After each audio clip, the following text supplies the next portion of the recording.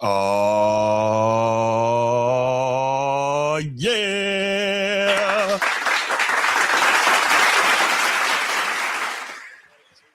Hear ye, hear ye. Hear ye. Welcome in and welcome back to another episode of the Format Podcast Live, Wednesday night edition. I got the crew with me, and we are going to bring you a great show tonight. As you can see from the rundown, quick hits, NFL top 5 like we do every week, NFL Week 12 pick'em. So if y'all ready to make some money, rock with us. Rock with us. Not financial advice, bro. Not financial advice. We'll put you in debt before we make you rich. Yeah, we need one of those disclaimers, like you press the button. If you have a gambling problem in Maryland, Maine, or Minnesota, stop it. Get some help. right. Oh man, we're gonna early NFL mock draft, like first round mock, and then we're gonna talk, of course, about the King because he's back. He's so stupid, Transformer, and that always is gonna be a story. You all right, man? You okay, man? That was funny, bro. That was funny. I'm not gonna lie, that was funny. No doubt, no doubt. How y'all fellas doing tonight, man? How are y'all doing? Man, blessed, bro. It's man, for sure. The King is back. I am feeling great. The King is back. The King is here. Bruce, don't do that. What was the thumbnail? What was the thumbnail? I didn't do anything. What was the thumbnail?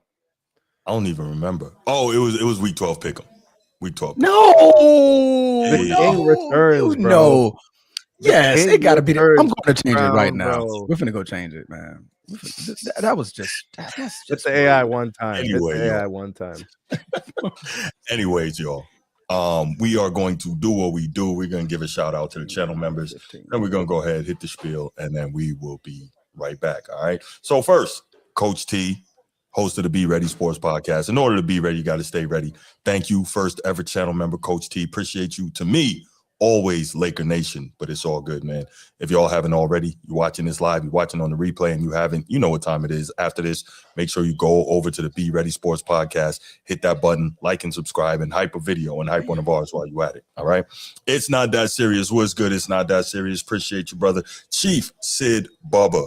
Appreciate you. Appreciate everything you've done for this great nation. And of course, shout out to the boys from Annapolis. Order arms. All right, moving right along.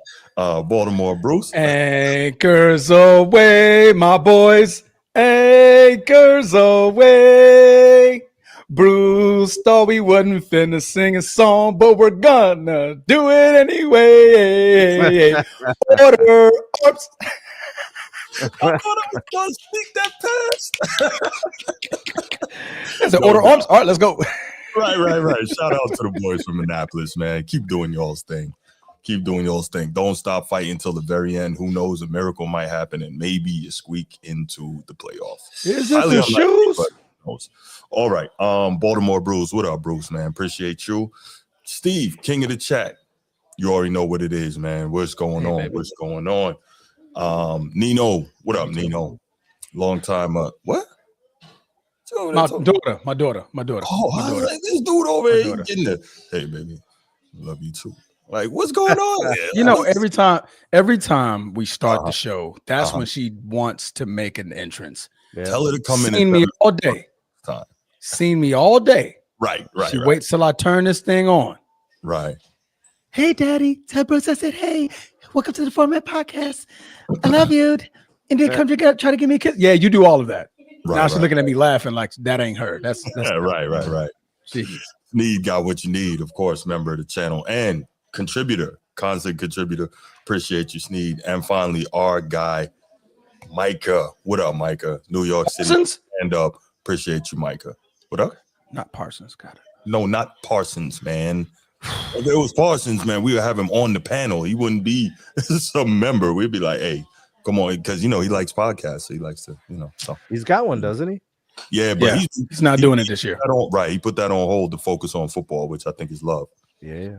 All right, y'all. So so shout out to the channel members. Appreciate y'all. We're gonna hit the spiel right quick. Then we're gonna be back. We're gonna get into these quick hits, y'all. Let's do it. the matter with you? If you're watching here on YouTube, make sure you go ahead, click that subscribe, that like, that notification bell. Make sure you're kept up to date whenever we drop new content on the channel. If you want the audio only version of the podcast, open up your audio podcast platform, hit the search bar, type in The Format Podcast. We should come right up. If you're enjoying the content, make sure you give us a like, leave us a 5-star review, and drop a comment. All that stuff helps us rise in the algorithm, helps us find more sports fans, helps more sports fans find us. Make sure you write it down, put it in your phone, make a note of it. The Format Podcast is live Sunday mornings at 10 a.m. Eastern. And finally, if you're really and truly enjoying the content we're delivering you, make sure you hit that join button. There's going to be exclusive content here just for you. I know you see it. I know you see it. I say any, many, money, mo. Hit the like and subscribe to the show. I know you see it. I know you see it. Y'all know what to do, man. And don't forget, after the segment's over, and go back and rewind, visit another 2 videos, and hit the hype button. Bruce, tell them to hit the hype button, man. Yes, hit the hype button, y'all. Hit the hype button. Hit the hype button. I can't even get it. My arms so big, chest so big. I gotta like right. Yeah, I noticed that too. That's funny. All right, y'all. All right. Who wants to go first with the quick hits? Let's get it popping. Okay, I'll start. Okay, you start. This is a very quick one. Very quick one. Why shall't we started off the showeth with the kingeth? The kingeth. The kingeth. The kingeth. The kingeth. Sir LeBron Ramon James Sr. Yes. Sir Senior. Before we get into the LeBron is back, I just wanted to point out this quick tidbit. The night, the dark night of Batman has returned in the NBA. Oh, no. But yes, of course, we're going to get into LeBron is back later, but that's going to be focused more on the team and what's going on with the Los Angeles Lakers and his performance of coming back. But I did want to make a quick hit that LeBron James has been in the league for 23 years. That's a 23 years in time. And it's a lot of great, phenomenal 3-point shooters that the league has ever seen. Sure. And now we look at Sir LeBron Ramon James Sr., and he is now 6th on the list of the most threes in a career. That's when you know you've been in so long and you've been phenomenal for so long. This has nothing to do with him being a great three-point shooter, because I don't consider him a great three-point shooter. But the fact that you're in the league so long, we're on a list with Steph Curry, James Harden, Ray Allen, Damian Lillard, Klay Thompson, and you just surpassed Reggie Miller, who was all of those guys are known three-point shooters. And you've been in so long and playing great for so long that you're number 6 in passing Reggie Miller. Bravo, King. Bravo, King. But he never shot well from 3. Don't matter. Right. Don't matter. I'm pretty sure. I mean, if I look up the numbers, I'm pretty sure James Harden might not be that far off as far as career 3-point percentage. So. Probably volume based. Yeah, his is more volume based. So, and he's second of all time. 6.5%. If you think about it, though, like Reggie for his time shot volume. Yeah, for his time, right? Yeah. Ray Allen for his time, that was a little bit of volume. Stephen Clay 100%. That was like absolutely 3/4 of their shots, right? So yeah, pretty much half of his field goals come from the 3-point line. Yeah. That's Steph Curry. Steph Curry lives and dies by his own shot that he created. Yeah, I think he shot like 17 threes the other night. Really? Yeah, Steph. Yeah. He shot 17 threes. Yeah, he didn't make 17. He shot. I get it. I get that point. Right, but he shot that many. Oh, there's been multiple games where he's done that. Yeah. God. Matter of fact, he's got the record by far. I think he's got 47 games with 9 or more made 3-pointers. Oh, there was a week where he took 100 threes. There you go. Wow. Like some like 6-game stretch or 8-game stretch where he took 100 threes. That's insane. But at the end of the day, congrats to LeBron. Yeah, congrats. You made another list. Yeah. How close is he to 4? To 5. Because he's 6. Okay. He's actually behind Klay. He's about 160. Oh, so Clay's still active. Okay. 168 threes behind Klay, but Klay hasn't been playing very well. He's going to pass him. That's all this dude is. That's not the point. I didn't say anything. Been great for so long. I didn't say anything. I know you. You're so ready to poo-poo it somehow. I didn't say anything, Transformer. You just did. But see, this is what I'm saying, man. And you cut me off. I said, but anyway. All I said was, you didn't hear me say, but anyway.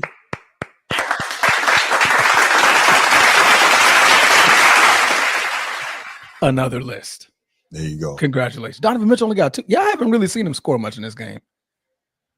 Oh, Jared Allen tried to put that boy on. Oh, he did. Oh, he threw it in the Superman. He Howard. Griffined it. Dude's got to stop getting credit for that, man.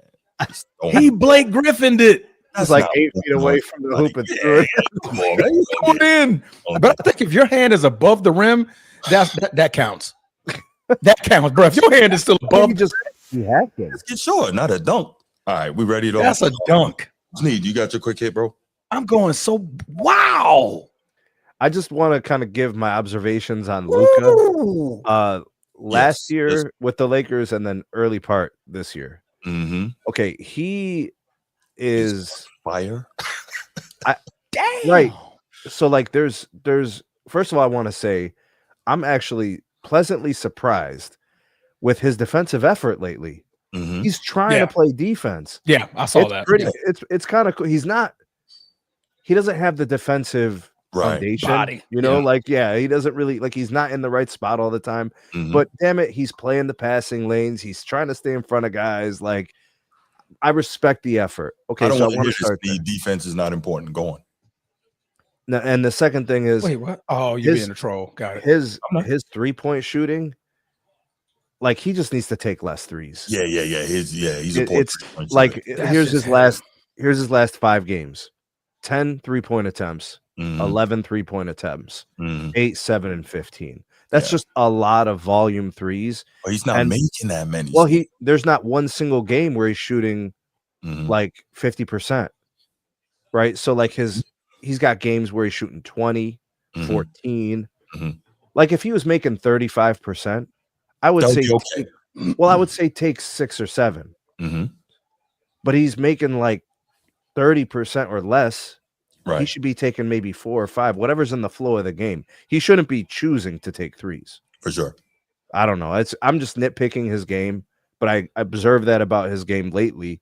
The effort on defense is substantial. It's there. Yeah, it's there. And then his 3-point shooting, I just think he needs to take less for now. If he gets hot in a game, he could let it ride, whatever. But like, come on, bro. Yeah. No doubt. All right. Your turn.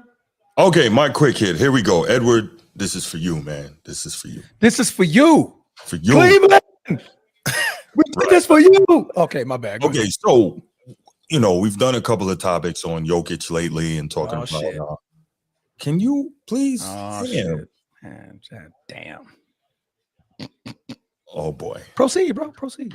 Did I just say something reckless, bro? You did. I think I did. I just gotta anyway. So boom, here we go. It was brought to my attention that after we did some Jokic topics lately, this is from my guy Edward, your brother, my dude right there. From people who watched those episodes and commented on them. It was brought to my attention that I'm a hater and I don't know basketball. And I'm stuck in the 80s and 90s, and I just have to acknowledge different game now. And so I want y'all to know, I'm saying it, I've come to the realization, y'all. Nikola Jokic is not only the greatest center of all time, he's the greatest player of all time, period, in any sport ever. Nikola Jokic is the GOAT. I'm done with the Wax Museum. I'm not going anymore. I'm never going to bring up defense anymore. It's just not important. And in modern basketball, defense doesn't matter. But if defense did matter, I was also made aware that because apparently I don't know what I'm looking at, Jokic is really a good defender. This is what I was told. And so I am leaving the side of the table I was formerly on, and I'm going over to the side of the table with my man Edward, and I'm gonna chill over there, and I'm gonna kick it with him. Pause, and we down with the Jokic crew. Jokic Why is that a pause? And I'm done fighting it. I'm done. Cause it's New York, bro. Just roll with it, Sneed. I'm done fighting with your homie, bro. Over. There you go. Roll with it. Just roll with it, Sneed. We can't say anything. New York has bro. outlawed men talking to men in any form or way of fashion. It's outlawed. Hey man, I was having a drink with my bro the other day. Pause. Wait, what? Pause. What you mean? I went to the bar, we had a drink. Pause. Bro, I heard that the other day, bro. I literally got upset. I'm like, what the fuck? That is wild. I can't have a drink with my bro. Like, I'm having a drink. Bro, dudes only take girls out to have drinks. I'm like, bro, all right, y'all gotta stop and slow the hell down. Yeah. We can't say normal things. No. Listen, y'all don't understand what I have to deal with. How many times in the ancient centuries have you heard, hey, man, I'm going to the bar to have a drink with the fellas? Nowadays, it's a pause. That's crazy. It's a pause. I wanted to slap him. You got pause. I'm like, bro, he said, yeah, pause that. Yeah, pause that. I'm not sure how to help you with that. Huh? Who phone talking? That was Alexa. My bad. I must have said something that sounded like Alexa. My bad. Not you. You good, boo. Alexa said, Transformer, pause. Pause. Transformer, pause that. Jesus Christ, bro. You can't say anything. One day I'm gonna have a segment. This is gonna be a quick hit, maybe, but I'm gonna have a segment and where I'm just gonna totally cancel the show from the word pause. Just gonna cancel it, bro. Like, bro, we're talking sports, men versus men. Even that's a pause. That's we're gonna say something that's gonna. When you talk about men versus men, pause, bro. What are we doing? This is the bullshit. I can't stand the English language and Americans anymore. I'm going overseas, bro. It ain't Americans, bro. It's New York, bro. It's New York. Fuck that. You ain't got it. Excuse bro, me. Listen, if you're in Iowa, you never have to say the word pause unless you're talking about rewinding the tape. That's it. That's it, Sneed. That's it. I get paused for saying I'm finna go have a drink with Sneed. And Iowa, you and Sneed finna have a date? I didn't say have a date. What is that? I just said I'm going to have a drink with Sneed. I'm in Ohio. I'm having a good time. I want to meet my boy. No. What it is? You want to meet your boy? You gotta, right? You gotta be like, yo, I was out, you know what I'm saying, having a drink. I bumped into Sneed, pause, right? You gotta pause that too. I am going to the bar, but I'm going to have a drink on the counter, and the person next to me is going to be a gentleman named Sneed. He's also going to have a drink. Oh, you gotta pause that. He's a gentleman. You gotta pause that. Why is there a gentleman next to you at the bar? It's a man that's going to be next to me. He is going to have a drink as well. Dude, and dude standing 4 feet away from you. Excuse me, sir. Pause that. You need to move over a couple more feet to the left, please. Bartender coming out, wiping a glass like, ooh, y'all too close. Pause. Like, man, just give me a goddamn Hennessy and Coke. Because, God, man, y'all, you about to piss me off, man. There goes your tip. There goes my tip. Pause. Just like that, no tip. Just like that. You pause yourself out of a tip. You pause yourself out of a tip, Mr. Bartender. I don't want your tip. Pause. I don't want your tip. No, bro, we can't do this, bro. This is literally like a never-ending loop. Y'all remember in Doctor Strange, bro, Dormammu with the loop? Dormammu, and he was stuck in the loop. Oh my goodness. He's stuck in this. What's happening? Loop, What's happening? They're stuck in a time loop. I can keep dying, but I'm gonna come right back. Oh my God. Bargain. Y'all are the worst. I've come to you to bargain. Can we get to the show now? That's what I'm saying, bro. We've been in the loop. No, pause. What do you mean we coming? Pause. Wow. See, that's how ridiculous it is, bro. It's getting ridiculous, man. It's getting ridiculous. Bruce, don't laugh. You're making it worse. This is getting ridiculous, bro. Jesus Christ, man. We just want to have normal, civilized conversations that we've been having for years. We ain't shit, bro. Real talk.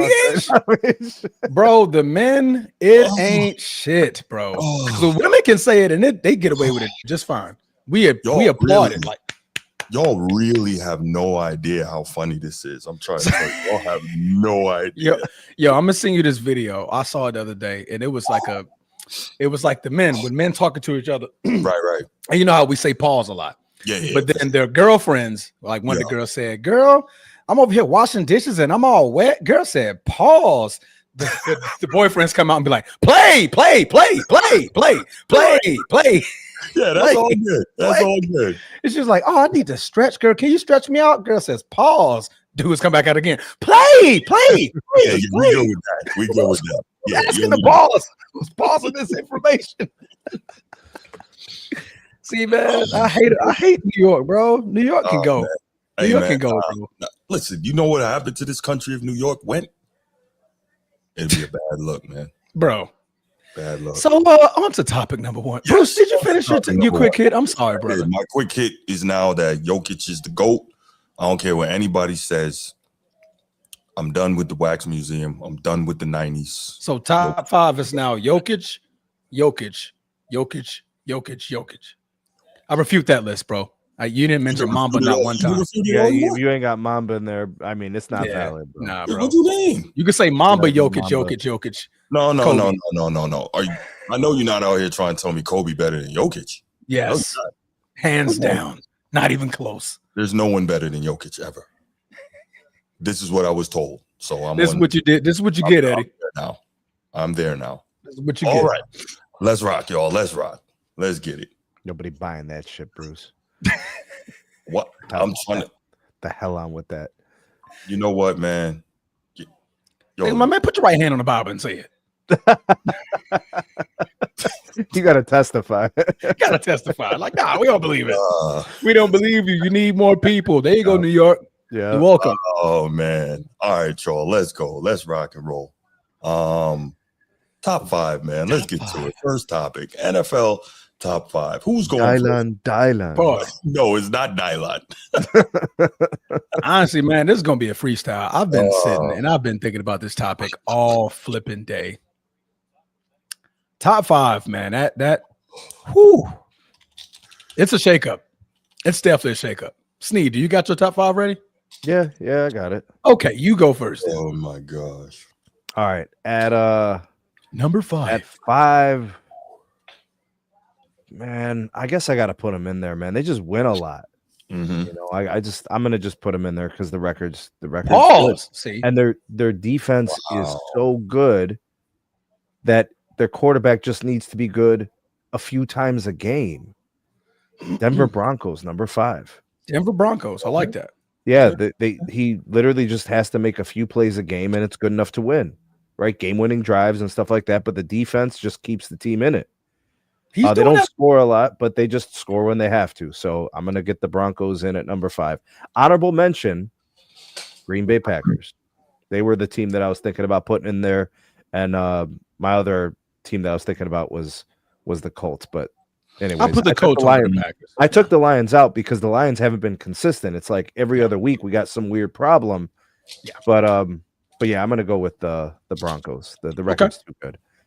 Number 4, let's go with the New England Patriots at number 4. I knew it. I'm gonna go with the Patriots.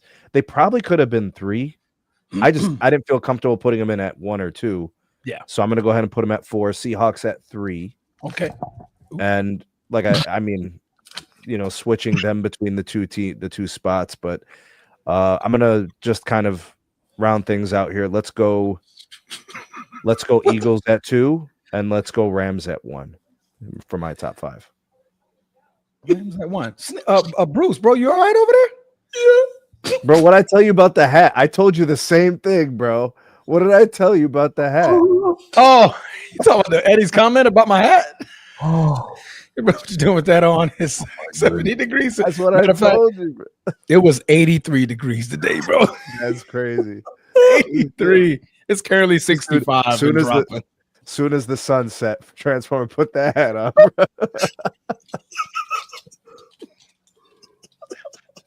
Hey, screenshot this, Eddie. Screenshot this.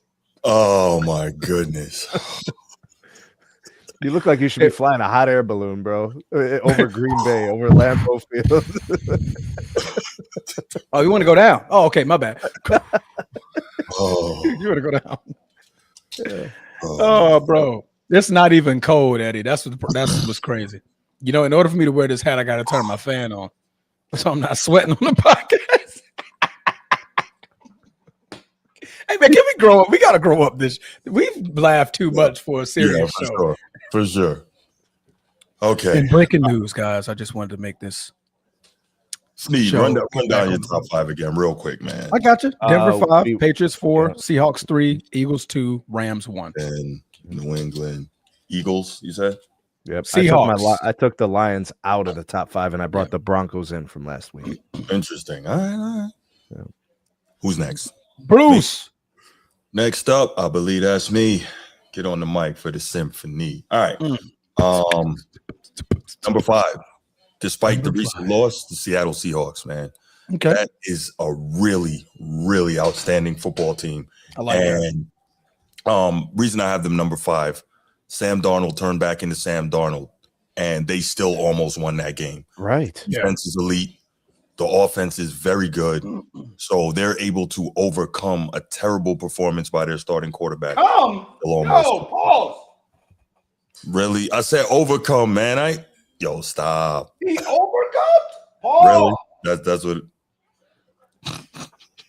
Pause. Bro. Anyways, number 5, Seahawks. Bro, pause with the chapstick, bro. Pause, Sneed. Wow. What you doing? Putting on lipstick? Pause. Bro, it ain't that cold over there, bro. You got the hat, you got the lip balm, bro. Come on, for bro. real. Like, come on, man. All right, number 4. My guy, the MVP, Jonathan Taylor, and the Indianapolis Colts. Like it. Consistently doing good things, consistently being a dominating offense, not an elite defense, but a solid enough defense to continue to have success in these games. Jonathan Taylor is, he's playing like the MVP, and he is allowing this team to have tremendous amount of success. So number 4, Indianapolis Colts. So funny. Number 3 is Denver Nuggets. Not the Denver Nuggets. I'm sorry. The Denver Broncos. Denver Broncos, who are currently on a 8-game winning streak. 8 games. And they're one of the hottest teams in the league. And right when you thought that Bo Nix was really having a terrible year and regressing from last year, comes up with a really outstanding performance last week in a game against the Chiefs. I think he had about 279 passing yards, right around there. Yeah, I played Mahomes for sure. Yeah, really played well in a big game. Next up, number 2, the Rams. We see how good the Rams are. Elite defensive line, really getting after opposing quarterbacks, and doing their thing. And obviously, Matt Stafford is playing like a legitimate NFL MVP. NFL MVP. What's the word I'm looking for? Candidate. Thank you. There you go. All right, I got you, brother. I'm here. I need to close this window. All right, yeah. If it's Sean, bro, I'm about to call him. No, it's not. Is it my brother doing something? No, it's not. It is not your brother doing anything. Oh my goodness. All right. So number 2, the hell is Rams. happening right now, bro? Number 2 is the Rams playing outstanding football, and finally, number 1, New England Patriots. Man, I'm shocked at how well those guys are playing this year. 9-2. They are winning their division. Nobody expected that. Drake May, quiet as kept, is also an MVP candidate the way he's playing. Yeah, that's for sure. Good defense. Vrabel is coaching, really doing an outstanding job coaching. 9-2, New England Patriots. So number 5, Seahawks. Number 4, Colts. Number 3, Broncos. Number 2, Rams. Number 1, Patriots. I like that. That's a nice list. Appreciate it. That's a nice list. Yeah. Now, my question, and I'm pretty sure Brittany, I call it. Yeah, no, it's Brittany. Yeah. Where are the Eagles? Right now, I don't think they're playing well enough overall to be in the top 5. I mean, they're right there. Yeah. It wouldn't be absurd if somebody had them in the top 5. You got 5 teams definitively better than the Eagles? I do. Yeah. I do. Hey. Yeah, based on what we're saying. Seahawks are elite offensively and defensively. The Colts, good defensively, elite offensively. The Colts ain't better than the Eagles. I think the Colts are better than the Eagles. I do. What I'm seeing from them, they're making Indiana Jones look good, man. I mean, that's all you need to know. The Broncos, elite defense and a solid offense and 8 straight wins. Hard to do in the NFL, as we know. The Rams, elite front four, really getting after quarterbacks, doing a great job there. And Matt Stafford, MVP candidate, and finally New England. I mean, what else you guys say about them guys? I think it's hard to prove that the Patriots and the Colts are better than the Eagles. The other ones are valid. That's cool. I think those two are tough. That's tough. That's a tough one. I'm not gonna lie, that's a tough one. That's a tough one. All good. Keep it. I can't keep the Eagles out, man. I can't kick them out. But what I can do is bring them down a notch from last week. All right. Last week I had the Eagles at number 2. This week they're not at number 2, but they're also not number 5. So let me stop delaying the inevitable. Number 5, the Patriots. Got the Patriots at 5. Patriots have been playing relatively well. I can't keep ignoring it. They're also playing some of the best football in the NFL. Drake May is finding his own, and the head coach is going to be in conversations of coach of the year. So they've turned the ship around.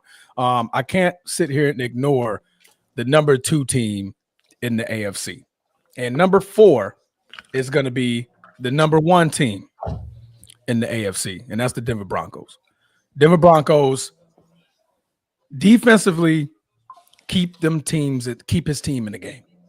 Offensively is question marks. I mean, that first through third quarter is very, very question mark-ish, but I love how when Bo Nix knows what his team needs, he gets it. He gets them there.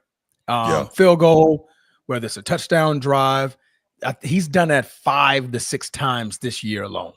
When his team needs it the most, he goes down there and he gets his team a score. So Patriots 5, Broncos 4, and I'm gonna have the Eagles at 3. I'm gonna have the Eagles at 3. Still got questions offensively, but defensively, man, that team is just stout. Defensively, they can keep them in the game. Back-to-back weeks where they had 2 good or great offenses in the Green Bay Packers and the Detroit Lions. Held them under 10 points. Held Green Bay to 7 and held Detroit to 9, right? You got to be a good defense to do that. You have to be a great defense. Both of those teams have running backs, Josh Jacobs and Jahmyr Gibbs, and you could add on David Montgomery. Green Bay Packers don't have a boatload of receivers, but they got some quality number 2s. I think Christian Watson should be considered a number 1, but he's not as great as Amon-Ra St. Brown and Jameson Williams and Laporta. Right, those are weapons that Detroit has over there, and the Eagles still held that team to 9 points. Right, Lions went forward on 4th down 5 separate times. Got none of them. That's a defense, right? It is. The offense, to me, still has a bunch of question marks. They still don't know their identity, whether they want to run the ball with Saquon Barkley, whether they want to make sure A.J. Brown and Devontae Smith are involved, whether they want to get the ball down the field, whether they want to make the playmaking kind of sexy. It's just not sexy enough. But, again, I can't knock them because they're still number 1 in the NFC, and they're taking care of business. Laporte is out for a few weeks. That's going to be that's bad news because guess what? Green Bay plays them at that 3rd week. So he better be back. You know what that does create is opportunities for a guy like J-Mo to get some extra targets. He's very dangerous. Correct.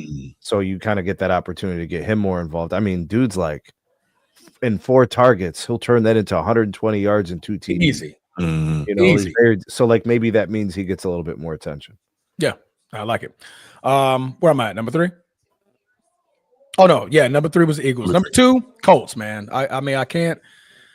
The Colts, they got the MVP. To me, they have the current MVP in Jonathan Taylor. It's nothing. Bruce, you hit every point that I had on the head, so I'm not going to elaborate any further. Colts at number 2, and then the Rams, man. Okay, not mad. First and goal, throw the ball to Devontae Adams. 17. Second and goal, throw the ball to 17. Third and goal, throw the ball to 17. Down and distance doesn't matter. It don't. if he's not in the game, give it to Kyron Simon. Go Irish. It's broken the code. I would not recommend it. I would go to 17. Even if he's out of the game, just throw it to the sideline. Throw it to the sideline. He's gonna catch it. Rep. Yeah, right. For sure. Like, hey man, Devontae out for this rep. 17. Okay, cool. Just turn around and throw it that way. Like, all right, you got it. 17. We had to make sure I'm first and go. You know, this team, man, top to bottom, offensively, defensively, they got the package. Pause. Right. Football, man. Blame New York. From top to bottom, they got it all, man. Offensive line there, offensive weapons there, quarterback, Super Bowl winning quarterback that there, defense, young there, great defense there, special teams there, running back there, the Head coach there, vicious front four there, right? Shout out to the Florida State boys for sure. But it's just crazy how good that team is on paper. Yeah. They're actually taking care of business the way that they look on paper. You know what I mean? So we give a shout out to real quick with the Rams, how well that team is constructed, especially after a couple of years ago with the whole F them picks and all that, basically mortgaging their future for the opportunity to win a championship, which they did. And now they only really had like one down year, and now they're right back in the mix. They were like a 500 team that year too. You know what's so funny about that? You might as well thank Snead. Why are we thanking Snead? Because that's his name. Les Snead, that's his name. Oh, Snead, that's right. Ladarius Snead. Les Snead is the general manager. Les Snead. Okay, yeah, that one. Okay. Yeah, Les Snead. Yeah. I forgot. So thanks, Snead. Right. Yeah, that's right. Thanks, Snead over there like, what the hell are you thanking me for? No, that's Snead. Is he SNEAD? I think so. Okay. Yeah, right. that's Snead. I believe so, yeah. Last time I saw it spelled. Let me see. Rams general. Yep. As soon as I pop up, it pops up Les Snead. Okay. Yeah, no, he's done a great job. Samuel Lester Snead. So he has my name in there. He has Samuel Lester. That dude was born in like 1940, bro. Wow. He's doing work though. 1971, but Samuel Lester, bro. What's wrong with that, man? God dang. Hey, look, there's a lot of worse names out there. I'm not going to get into it, but he grew up in Alabama. Names, you know. Yeah. Look, man, half these dudes in the league, I'm like, what? Who came up with that? Sheesh. Like, where they? Anyway, Alabama. Yeah, Alabama. So that's not a bad top five either. He's been the GM for quite some time. He's been GM for a long time. Same with guy up in Seattle. I cannot remember. Yeah, he's been there a while. There a long time. I think he was there pretty much the whole time with Pete Carroll. He was out there a long time. John Schneider. John Schneider, thank you. Yeah, he's a good one too. Did a great job. 2010. Yeah. Mm-hmm. That's top five GMs. You know, Philly. Yeah, LA. Howie is amazing. I would say Baltimore. Yeah, man. Some guys. I think Kansas City's GM is pretty good too. I think San Fran's GM is pretty good too. Yeah. They know how to pick a defensive line. Yeah. The only thing about San Fran that sucks is that they're always injured, but I mean, they pick some Pro Bowl guys. But then you have some GMs who just got the quarterback, so they stay competitive. Yeah. But the rest of the drafting ain't it. Yeah. You know, well, it's part of it too, though. If you have that synergy between the head coach and the GM, because a lot of times if you get that high-powered head coach hire, they get to choose the GM, which is weird. Normally, it should be the GM hiring because remember when Kyle Shanahan got hired, he brought in John Lynch, and they worked extremely well together over the years. So you see that a lot. So that's why I have John Lynch. John Lynch knows how to pick some guys. That defense is, for what it's worth, for the last 15 years has been a great defense. But you know what makes a good GM is the guy who's getting first, second, third round talents in like rounds 4, 5, 6, and 7. Yeah, you know, they're finding guys that are starting caliber players in the back half of the draft, not just in the front half of the draft. So I think a big part of that's neat, and that's a great point. A big part of that as well, though, is being able to have the elite scouts, right? So you be a GM, but if you have great scouts that you work with, that's going to help everything. So, But anyway, that's our top fives, man. Let's go ahead and open up the phone lines, man. I don't know what the hell Bruce is on. Yo, somebody get Bruce a Red Bull, bro. Did you change the format of the numbers, or is that just what they did? Okay. No, I did that. You did that? All right. Looks sexy. It looks sexy after the stuff. Y'all know. Pause. See? It's bullshit. Oh my god. Trump to release the Epstein files. Uh-oh. Yeah, that's a oh god. Yeah. Oh, God. Let's talk politics, everybody. Who's your favorite president? Bro, you know what? We'd probably, that first part, 10, 15 minutes of the show, it'd be a whole lot of that, bro. I know, right? Oh man. Oh my goodness. Oh, it was a rule to offensive foul. That's why. Okay. Sheesh. Oh, listen to this statistic. Only 2 head coaches in the Super Bowl era have started 8-2 or better after taking over a team that had fewer than 5 games won in the previous season. Mike Vrabel and Andy Reid. Oh, there you go. Yeah. Vrabel's getting it done. Pause.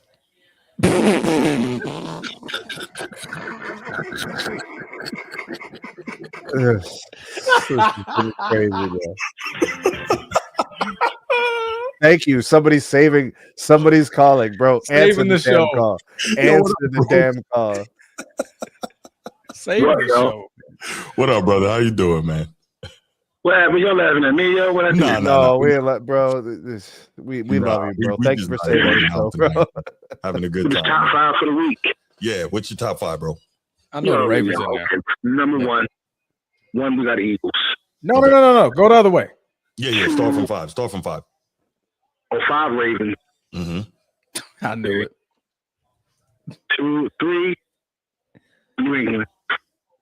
Me, 4? 4 is New England. 4 is New England. Gotcha.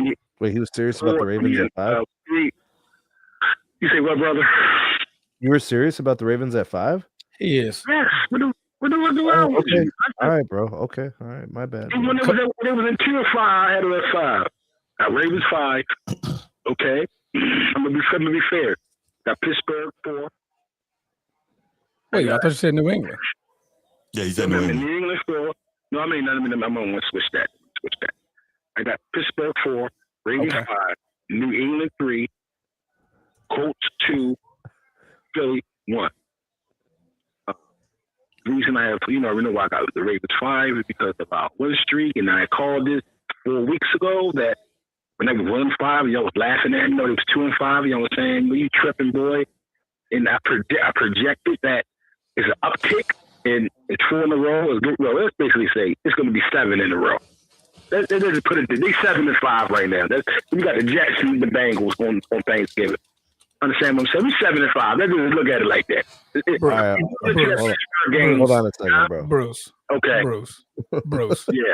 Bruce, please. Okay. For the love of God, take off the Baltimore helmet. Where are we putting the Rams, bro? Because you left the Rams off there, the Broncos off there. You left quality teams that have won against winning teams. The Ravens have yet to beat a winning team. Okay, because the beginning of the season was a bit of a struggle. Also with the Lamar injury and that Rams game. We got the Rams a hell of a run. They beat us 14-6, but they wasn't making no noise. That was the start of our defensive dominance. We're number 1 in the defense in the league for the past month and a half. Number 1. Brucey. Matt Stafford is the favorite to win the MVP. Where are we putting the Rams in the top 5, sir? Steve, this is my list, Steve. Okay? This is all subjective. Understand what I'm saying? Subjectively wrong. Very. I'm going to try to change what I say. My process. I'm saying. Because we're trying to understand how a losing well, now they're even now. Because of the Ravens, the shorter schedule, the team that we have, our quarterback, I'm saying everything. I'm going to say this like this. If you pick a squad that's playing right now against those Rams teams and that Detroit, even though we can't, against that Rams team, against that Houston, Texas team, against that Bills team first game of the season, I guarantee we wouldn't have lost those games with the team that we have now. That's all I'm saying. Okay, we got the Jets Sunday. That's a win. 6-5. We got Thursday. We got Thanksgiving night. Beautiful night in Baltimore. I will be at the game. Thanksgiving night, we got the lowly Bengals. Okay, they can put up points, but they can't stop nothing. That's 7-5, brother. That's going to be 6 wins in a row, brother. But listen, hear me out, Bruce. Okay, Hear me out. You realize that everybody, in a sense, called this is the time that you win games. Why do you think we all said pretty much the exact same thing, that the Ravens can go on a winning streak? Why do you think we said that, Bruce? Because of the strength of the schedule on the schedule. The schedule. Correct. Absolutely correct. Only one of those teams, which is the first one, and it's the Chicago Bears, have a winning record. That's it. That's the only good team y'all played that you have a win against. This current team now, going into week 11, I'm Transformer. They all fit. They are the 5th best team in this league going forward. 4-game winning streak, bro. They got put them on a team that has an 8-game win streak. Anything. Okay, we got 5 losses, but we got 5 wins. Okay. So where are the Broncos? Where are the Broncos? The Broncos, they just luck up. Okay, let me ask you this.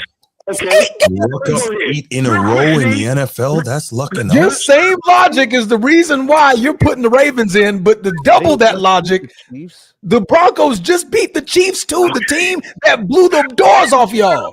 Against the teams, what is the winning percentage with the team that the Broncos didn't beat? Like, seriously. They beat the team that beat y'all, the Chiefs. They just beat them.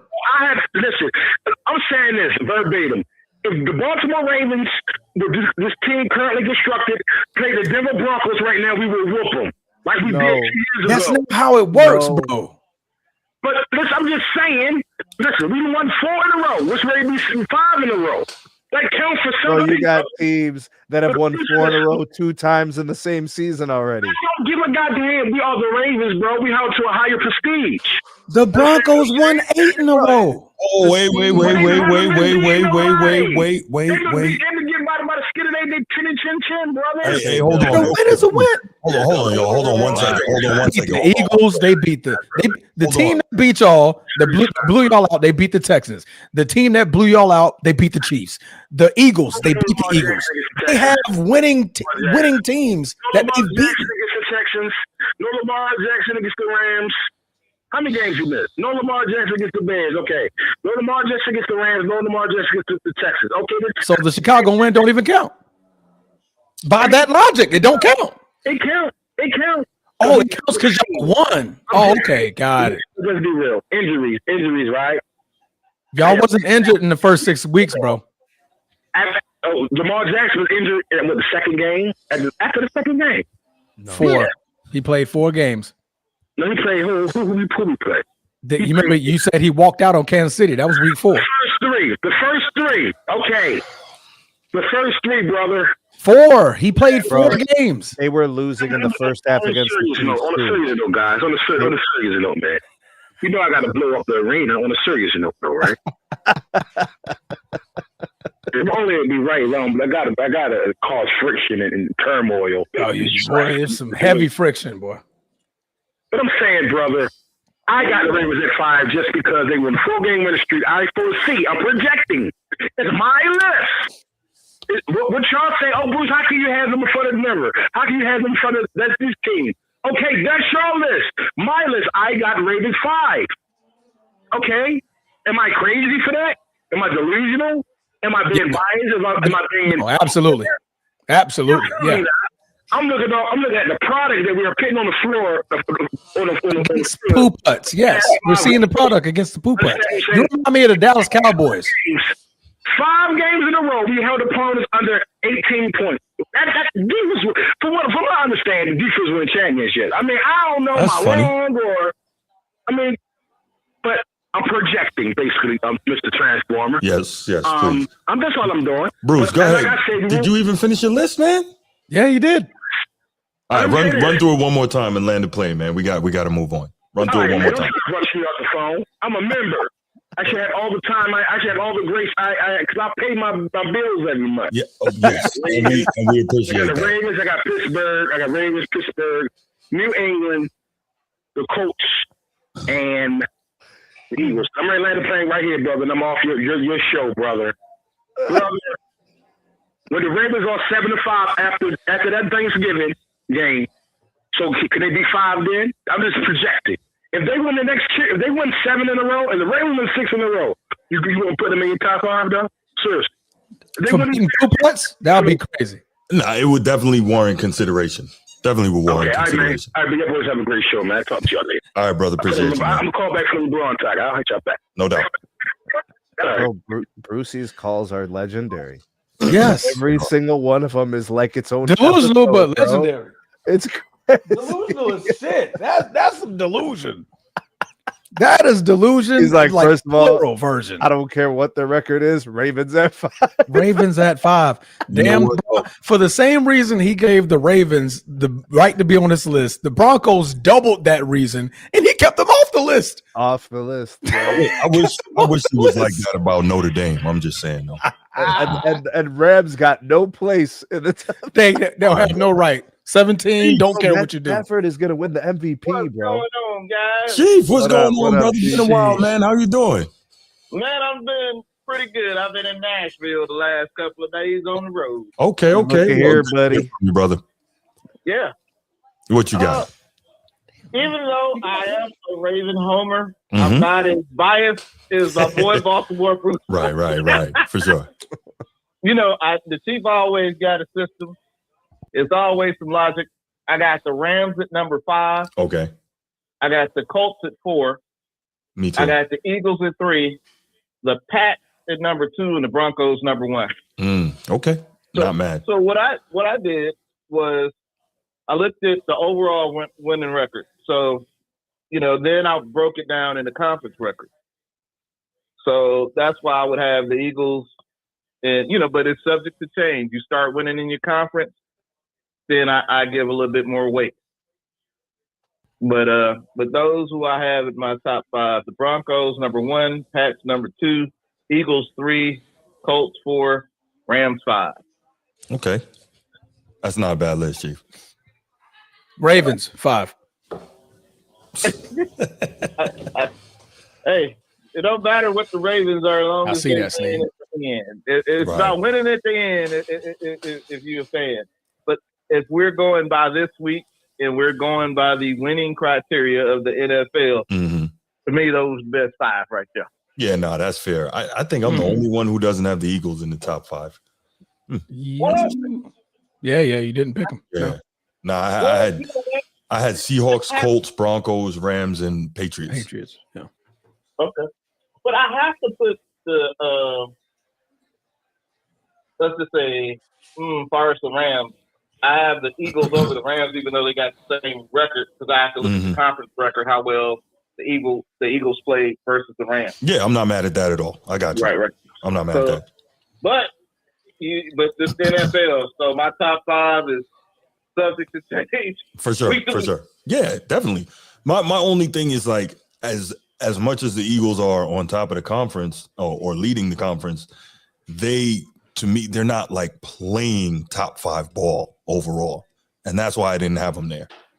Okay. They're still really good, but I don't feel like they're playing top 5 football right now. But they're beating the teams that are up there, though, Bruce. Well, I was about to say I'm not mad at anyone who has them there. Yeah, right. It's just for me, I don't quite see it. So, you know, we'll see what goes on going forward. Yeah. The ugly win is still a win. Facts, no question. Because it's always better to work on things after a win than a loss. Absolutely. There you go. Yeah, you got it, Chief. For sure. Right. So I had to get my quick list, and boy, I think I'm gonna follow Bruce on the way back for this last topic. Because as a Lakers fan, I'm super geeked up. No doubt. Well, I don't have much to say on this last topic, but I'm pretty excited to hear what all you guys have to say about it. So looking forward to that.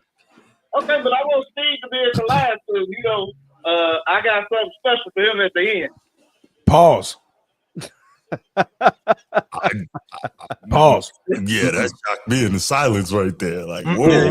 Hold on, bro. Chief predates the pause, bro. Chief predates. He predates the pauses, aging somebody so fast. He predates pause, All right, man. fellas, let's get back to the show. All right, Chief, I appreciate All you, man. right. All right. Good to hear from Chief, man. Been a minute. Yeah, it's been a minute, man. Good to hear from Chief. All right, y'all. Let's go ahead and we will move to the next topic. That was pretty good. The top 5. That was a good top 5 y'all had. Definitely. Right, yours too, bro. Yours too. The Eagles was a questionable one, but we get about it. like not having the Eagles in there. Yeah. I mean, I strongly disagree, but you still have good teams in there that belong in there. So, like, it's cool. You didn't put the Ravens in there. And No, I would love that would to. have been blasphemy. I would love to, but Yeah, I've been blasphemy. It can't be there. You know. All right. You know what time it is. And What? What time is it, bro? Yeah, you know what time it is. It's time for the pick 'em. It's time. It's time to give Transformers music. CJ, kick the music. Kick the beat.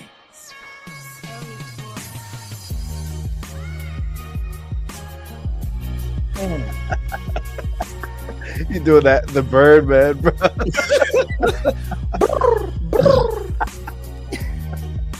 You know it's week 12. Yeah. We about to give them hell. Yeah. Who got the Ravens in the top 5? Brucey? Oh, well.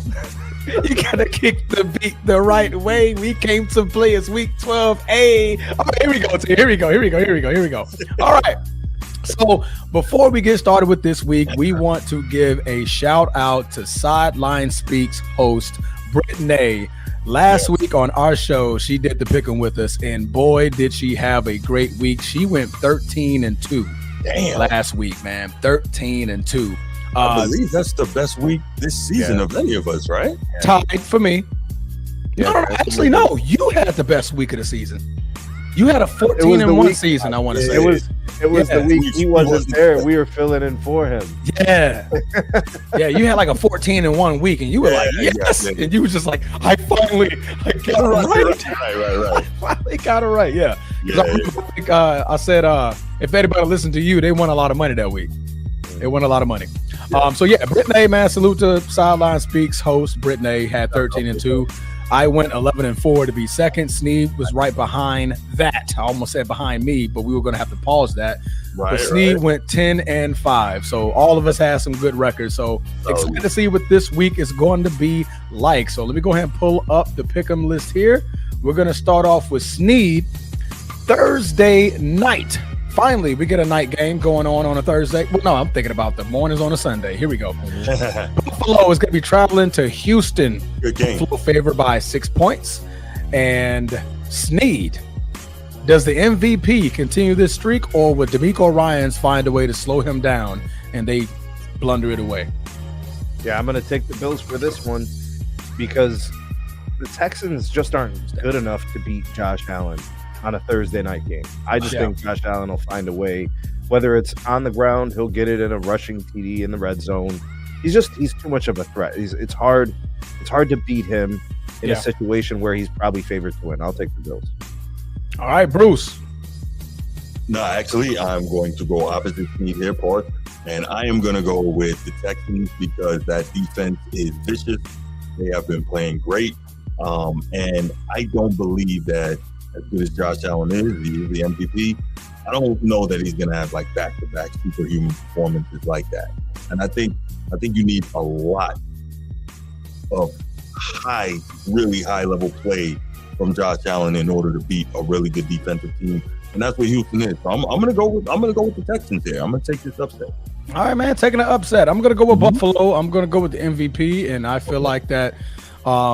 The Houston Texans offensively is still a question mark. I'm not sure if what's his name, CJ Stroud is going to be able to play, but I think that Buffalo could manage Houston's offense enough to give Josh Allen the ball back enough for him to win that football game. So, I mean, you're favored by 6 going into Houston. There has to be some type of writing on the wall somewhere. Somebody knows something where you're favored by 9 points to beat a Houston defense that tough. So I think they're looking at Buffalo's defense to step up against Davis Mills and come away with the victory.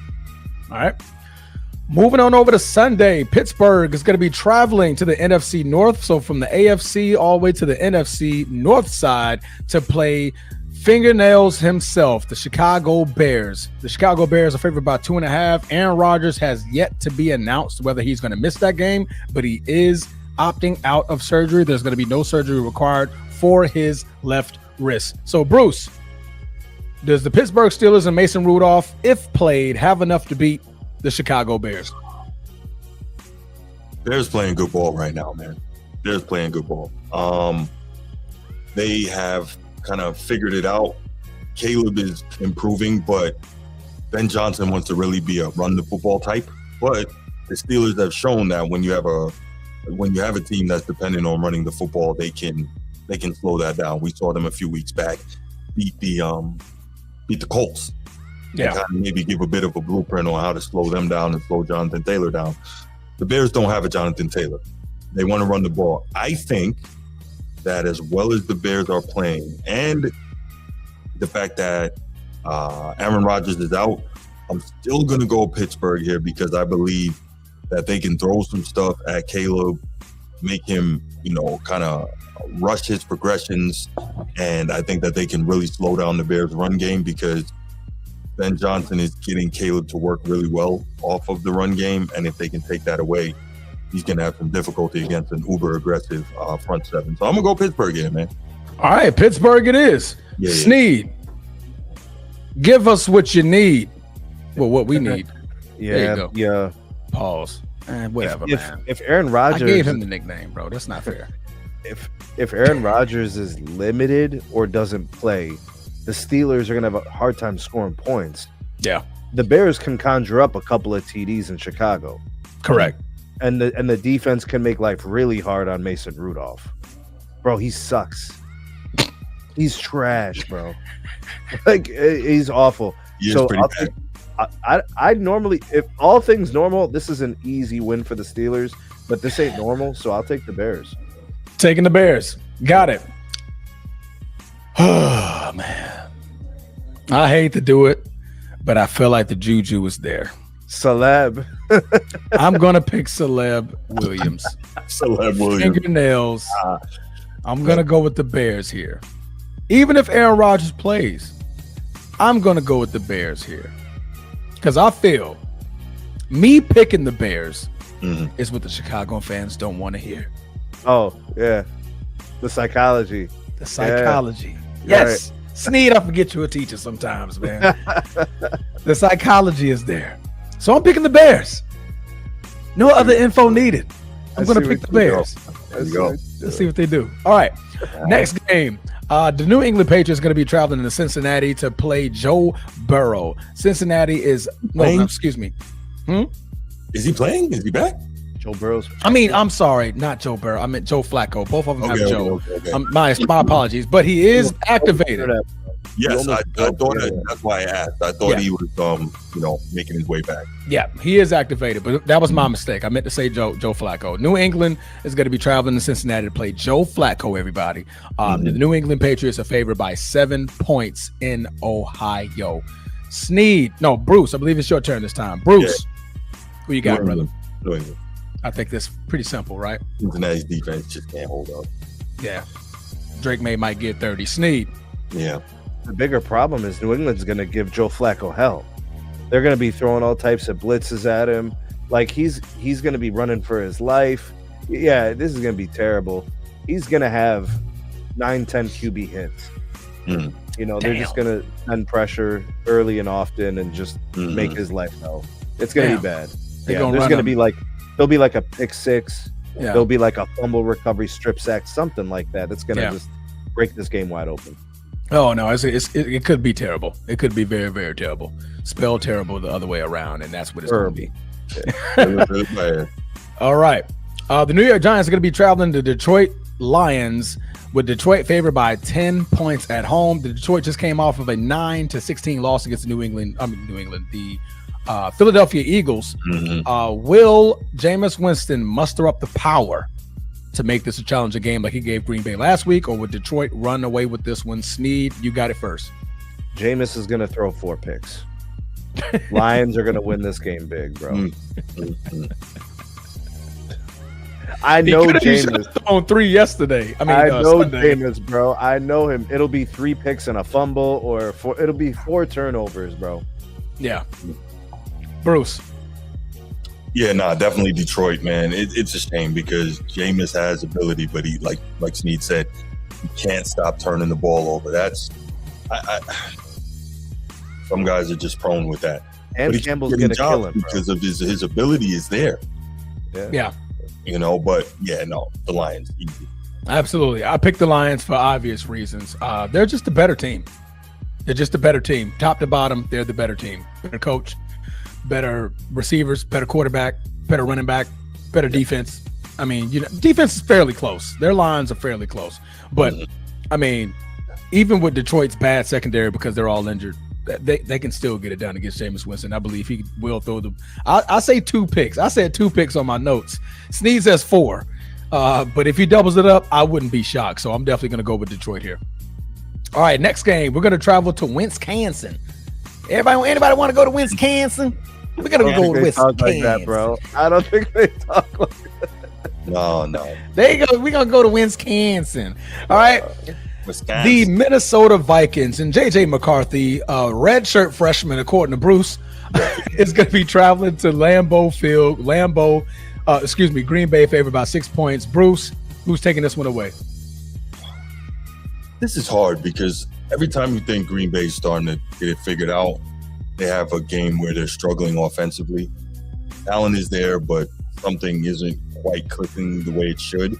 We know that Minnesota, obviously, Brian Flores coaching up that defense. That defense is dangerous. But on the flip side, J.J. McCarthy, he's out here struggling in his redshirt freshman year, right? Man. I am going... Breathing right now, bro. This is tough, but I'm not even looking at it. I'm going to go Green Bay close.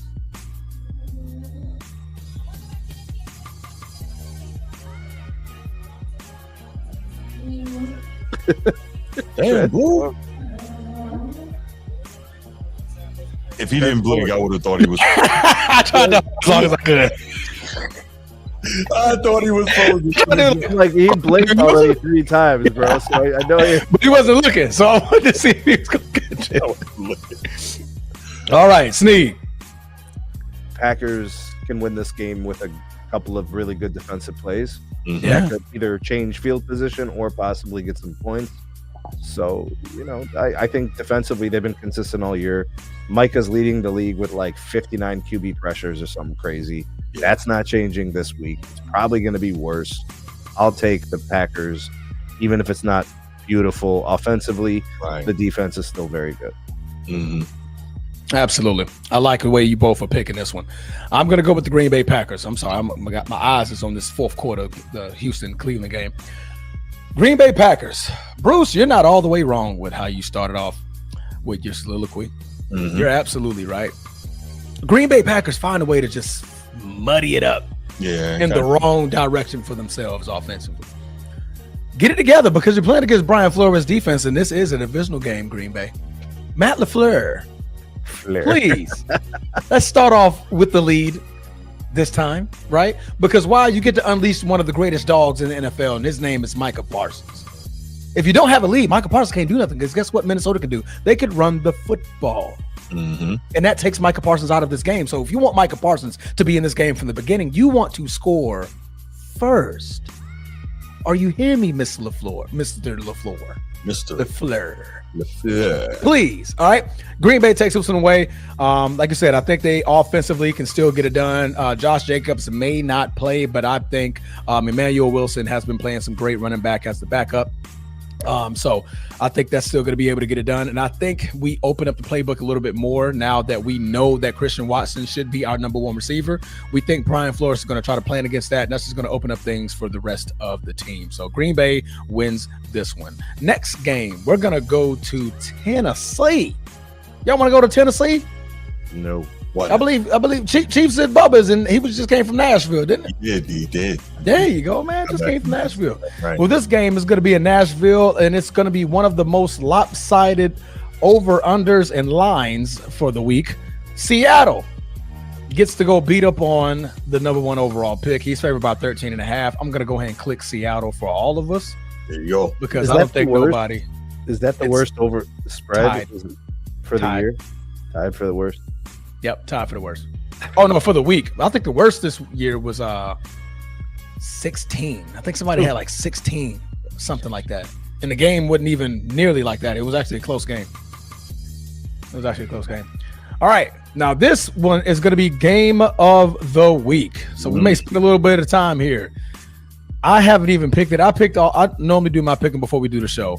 And this one I left unchecked because I'm still trying to wrap my mind around this one because Kansas City, Colts and Chiefs, yeah. Oh, absolutely. Kansas City is currently 5-5, and they're on the outside looking in when it comes to the playoff picture, with the Jacksonville Jaguars being 1 game ahead of them, and Jacksonville does hold the tiebreaker. But they are playing against the MVP, in my eyes, and a lot of us eyes in this world, Jonathan Taylor, and that miraculous offense and what Indiana Jones has been doing. They've also added Sauce Gardner to their defense, so they're boasting up the defense in a strong way.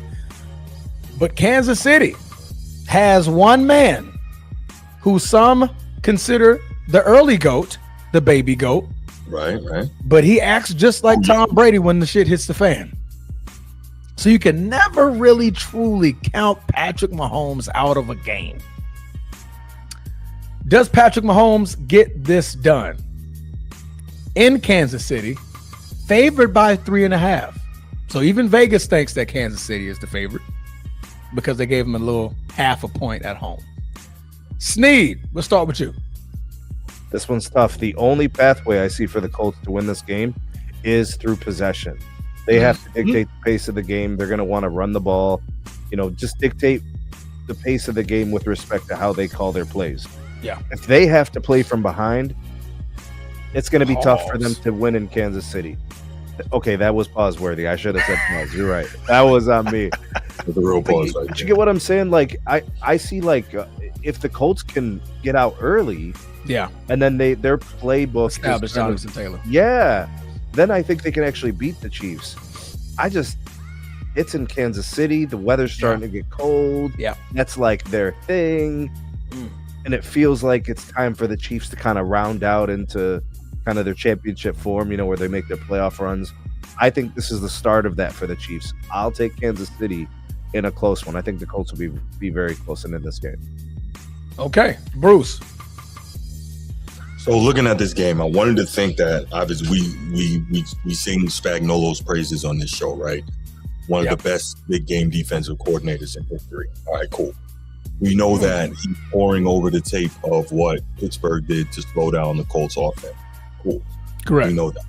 We also all pretty much believe here that, 2 out of 3 of us believe that Jonathan Taylor's the MVP. I think Snead has Myles Garrett.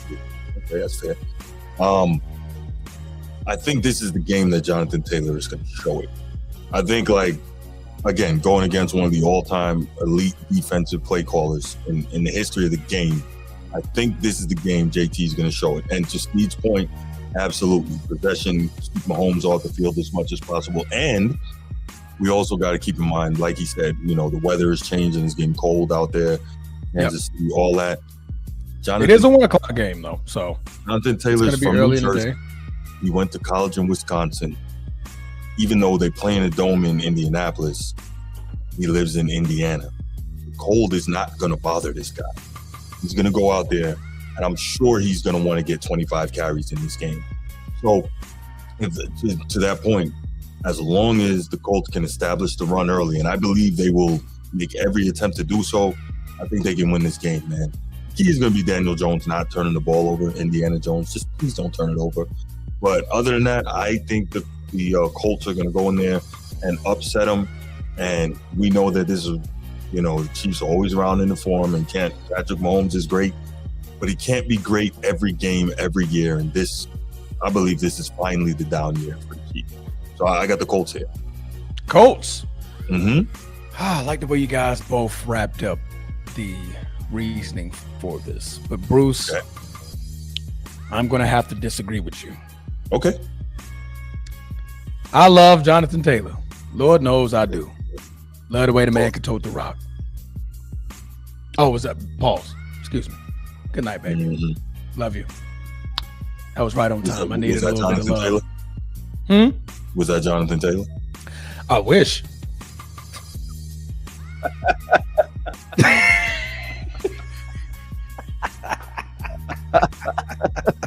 I wish. But Jonathan Taylor just walked to me in my office and said, "Man, good night, bro."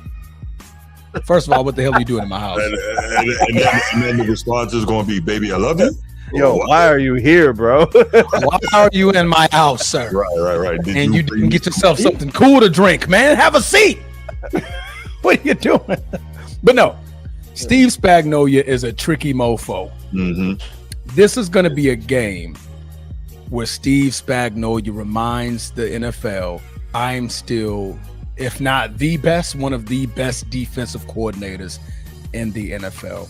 You do that by attacking Indiana's true weakness, and that is Daniel Jones. Get his ass on the ground all game long. Do you think Chris Jones is going to be able to wreck the game like that? Absolutely. Because Chris Jones is a Hall of Famer. Guess who he's lining up against? Another Hall of Famer, Quentin Nelson. That is also fine. So, oh God. So I'm just saying, you got a hell of a matchup right there. He's not going to be running over some bum. It's not just Chris Jones. It's the disguising of how Steve Spagnuolo will out of nowhere send the safety down, and all of a sudden Daniel Jones looks left, looks right. He has a red helmet in his face. Yeah, and Karlaftis coming off the edge. Yeah, no doubt. Karlaftis. Yeah, so I think that's going to be the key of Spagnuolo winning this football game, is that he is going to load the box, but he's going to have his defense attack, just relentlessly go after Indiana Jones and turn him back into Daniel Jones. So for that being said, I didn't even mention Patrick Mahomes because I don't need to mention Patrick Mahomes.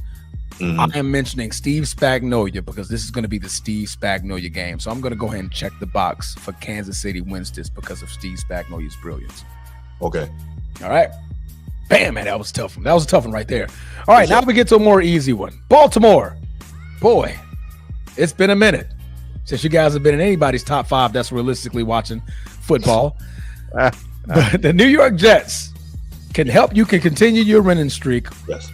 Up to 5 games at this point. Baltimore is tied for the highest chance to win next to Seattle and the point total of 13.5 points. So, Bruce. Yes. I'm going to go ahead and click the Baltimore Ravens for you. Please do. Absolutely. All right. Sneed. I'm going to go ahead and click the Baltimore Ravens for you. Yeah. All right. Cool. I'm going to click the New York Jets. Wow. Brucey pissed me off today. Brucey, you pissed me off. Pissed me off. Bro, hold up, Transformer. If this game was in New York, okay, but this is in Baltimore, man. Let's go, Tyrod Taylor. Jets. But no, man, I got Baltimore, man. I'm just playing around. But I'm gonna be in the back of my mind like, ooh, Jets, make it close. Make it close. Just so Brucey could just what if there was bring it down a notch. Field goal for the Jets? Oh, then the Ravens season is over. It's over. Are they mathematically? Not gonna be mathematically out, but it's over. Yeah. It'll be over. You don't let the Jets come in your house. You already took an ass whooping to the Texans in your own house. You let the Jets come in there and beat you in your own house? Oh, it's over. It's over. The motivation to continue winning is going to be shot if the Jets come in there and muddy up the works and give y'all an L. Absolutely. You'll go to 5-6, so mathematically you're still in there. But nah, I'll have no faith as a fan for the rest of the season if you give it up to the Jets. That's for sure. But anyway, we're going to move on over. The other AFC North team, Cleveland, is going to be traveling to Vegas, not to gamble. They're going to be looking to get Geno Smith on the ground. The Vegas Raiders are favored by 4 points, Sneed. So, Sneed, I just want to let you know I clicked Cleveland because I love that one guy you guys got. That man right there is a man amongst boys. But Vegas doesn't think that way because Vegas is going to pick Vegas. But Sneed, who are you picking? This is financial advice. Pick the Browns. Financial advice, pick the Browns. That is financial advice. Because not only does Cleveland have a legitimate defense, but Shador is going to take first team reps all week. He's a much more capable quarterback than Dylan Gabriel. And think about all the games where Dylan Gabriel, like the Browns were in the game and it was close and he just threw the ball in the dirt from 9 yards out. That's not going to be a Shador thing. Shador won't do that. Oh, he's slinging the pill for sure. He's going to give his players an opportunity to have plays, to make plays and have an impact. They can take chances down the field. They don't have to be, dink and dunk, and honestly, even from 10 yards, Dylan Gabriel wasn't even accurate. He sucks. Shit. Shador does not suck. So he's great. He's a great player. He's a great player. They're going to score points, bro. They're going to score like 24 points, 27 points. Raiders are going to have hell to pay because this defense is going to play inspired behind Shador. Go Brownies. Oh, go Brown. He even topped it off, pause, with a go Brownies. So, Bruce is a Baltimore Raven, but he's a objective Baltimore Raven. I'll give him that. He's not calling in and putting the Ravens in his top 5, despite only beating poop putts for the last 4 weeks. All right, you don't got it. It only matters against Notre Dame, bro. It only matters against Notre Dame. But Bruce, why are you picking the Vegas Raiders? What? Why? What? Why are you picking the Vegas Raiders? I'm not. Oh, you try to set you up, bro. I see. I'm he took his helmet off. That's what it looks like, Brucey. Yeah, Brucey. Wait, you take your helmet off, and it's not all about the Ravens. He's trying to teach Brucey, Baltimore Brucey, a lesson. Yes, and G. Honestly, G's gonna pick Vegas. For sure, he's gonna pick Vegas. Better make sure you identify protections and double up on Max Crosby. Yeah, because he's going to want to come and try to get after Shador. But the Browns' offensive line is not great. It's going to be max protection most of the game. Exactly. Yeah. And the other thing I'm thinking about is Shador is a guy who does like to hold the ball longer because he likes to go downfield, and that is not Cleveland's offense under Stefanski, which is why he preferred Dylan Gabriel. Dylan Gabriel with 3-step, 5-step drops, get the ball out, and Shador is a defender. Right. He'll stand in the pocket, stand in there in the face of the pass rush, and deliver a strike downfield where you need a little more time. But it's going to be very interesting to see how they being Cleveland, how they work the scheme a little bit to maximize what Shador can do. But all that said, Cleveland's going to win this game, period. Absolutely. I would like to take the moment, just a moment. Mm-hmm. Myles flipping Garrett, bro. Yo. That man is exciting to watch. Yeah, he's a beast. I saw this man take 3 dudes. 3. He hit one with the right hand. He hit the second one with the left hand. And number 3, you got both hands. And he got to the quarterback. That's a grown man playing football, bro. No, it is. When you can just quarterback, I'm gonna touch you. You threw 3 guys at this man, and he still got 2 to 3 guys. Now I don't think he didn't get the sack on that play, but he hit the quarterback. Mm-hmm. He still hit the quarterback. So Myles Garrett, Defensive Player of the Year, just give him the freaking award and just call a spade a spade. Nobody is even freaking close to this award. It shouldn't be a close award. Myles Garrett right now is your Defensive Player of the Year without a shadow of a doubt. Moving on to the next team. God damn that man, bro. All right. The Jacksonville Jaguars, who just all of a sudden wanted to go to the Sunshine Bowl and beat the doors off of their other Sunshine kids. Yes, sir. It's going to be traveling to Arizona. Huh? I got that one wrong. We all got that one wrong. That was the one that we all picked wrong, right? Jacksonville Jaguars are favored by 3 in Arizona. So, Sneed, you went first last time. Bruce, who's winning this football game? The Jags, man. The Cardinals are just bad. They're just bad. And I think Jonathan Gannon. I think that's his name. I think Who's going to be starting for the Cardinals? Jacoby Brissett. He's been a starter. Okay. Yeah, he's been a starter for 6 weeks now. Okay, I didn't know if Kyler Murray was coming back at any point this season. I don't think so. He's on IR right now. Okay. Right. And I think they're just going to go ahead and just call the season a season. They're going to look to trade him. I don't think Kyler Murray is going to be playing for the Arizona I think that's a Cardinals wrap. I think you're right. Yeah. Jags, man. I'll take the Jags. Yeah. Jags it is. Everybody's picking the Jags, including me. Why? Because I live in Jacksonville and I want to go home. That don't got nothing to do with it for me. I do like.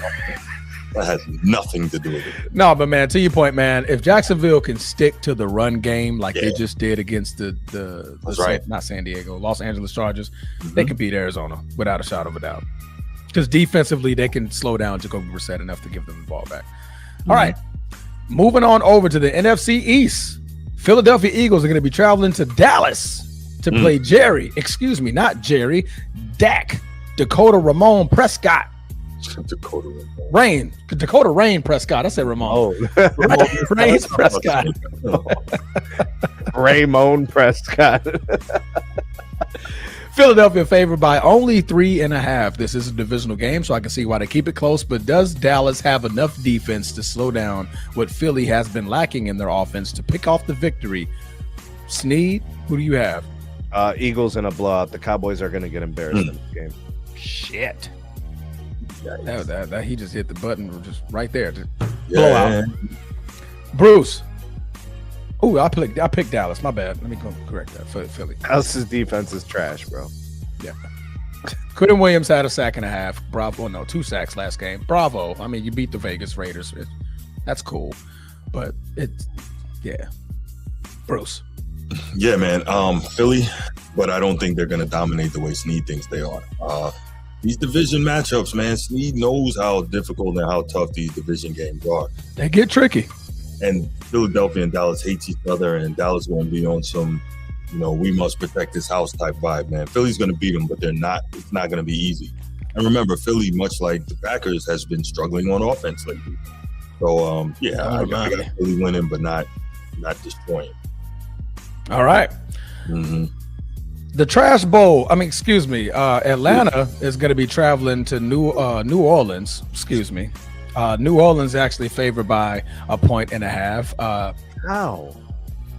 Why? Because Kirk Cousins is going to be starting. Yeah.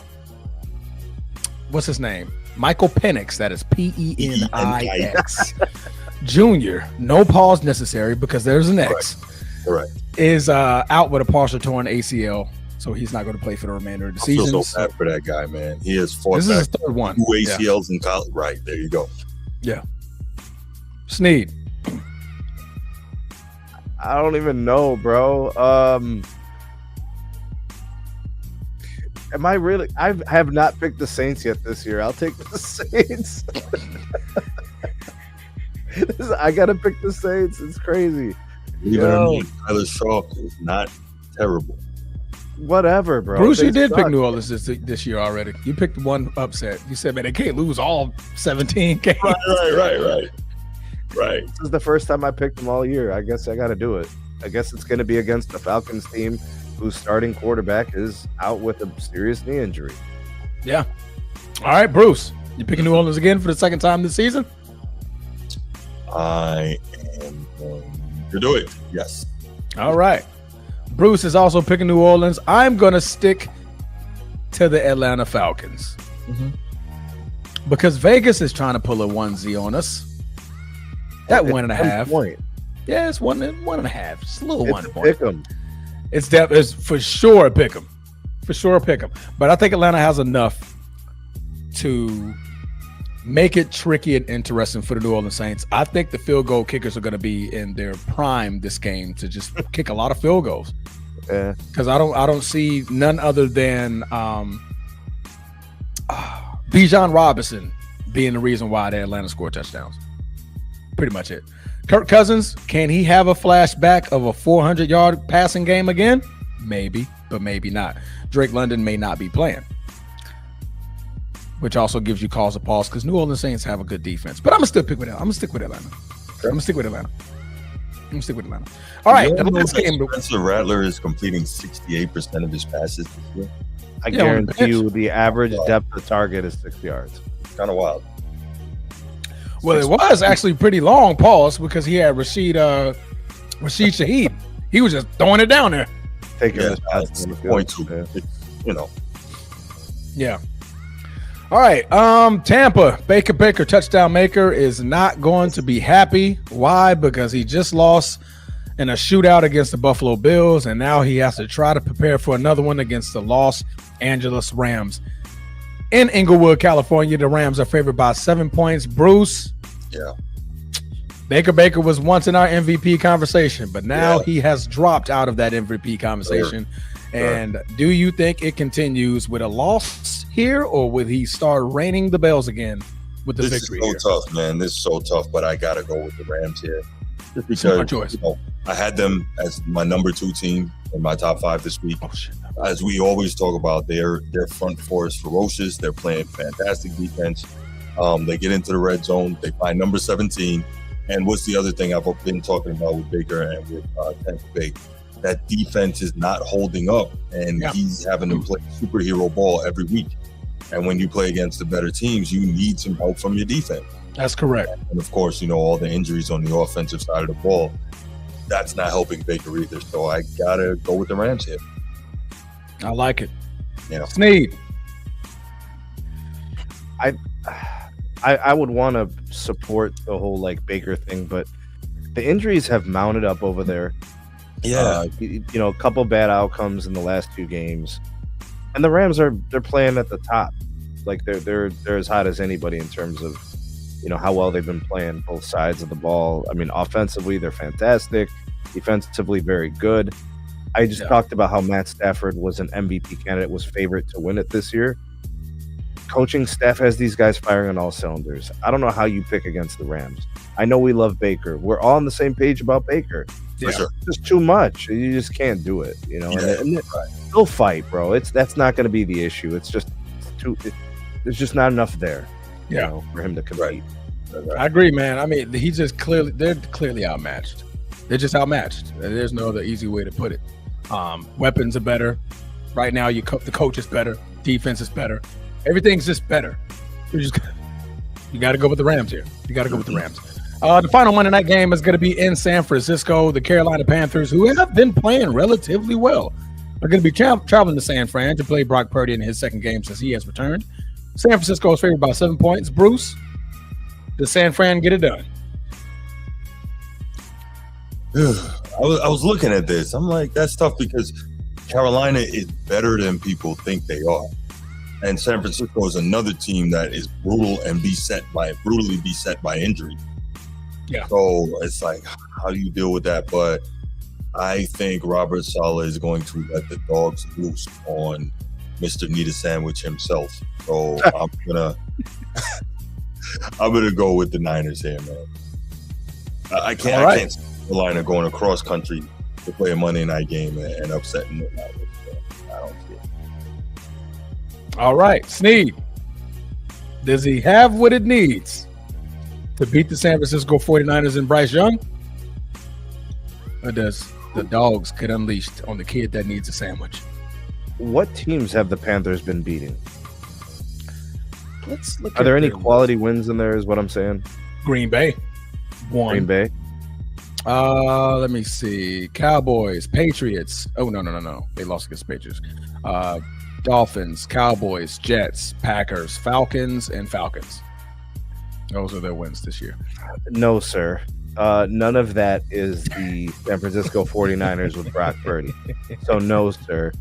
So I got a friend who's like a big Carolina Panthers fan, and he's always posting these like Carolina Panthers like memes and gifs. Keep pounding. Yeah, keep pounding, bro. Pause, bro.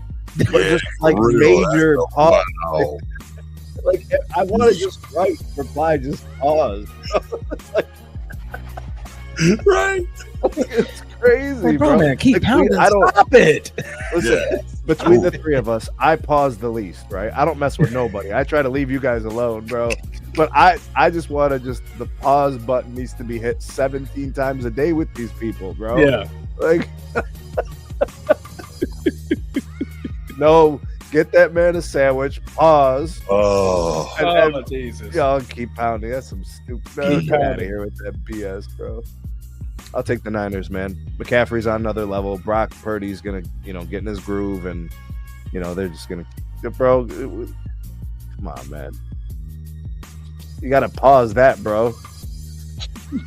Well, I'm rubbing the. Never mind. I see what you did there. I see it. Okay, all right, bro. You see what I did there, brother.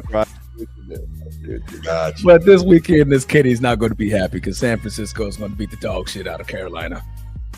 This Kitty's not going to be pretty. She's going to be stressed out. No, go sit down.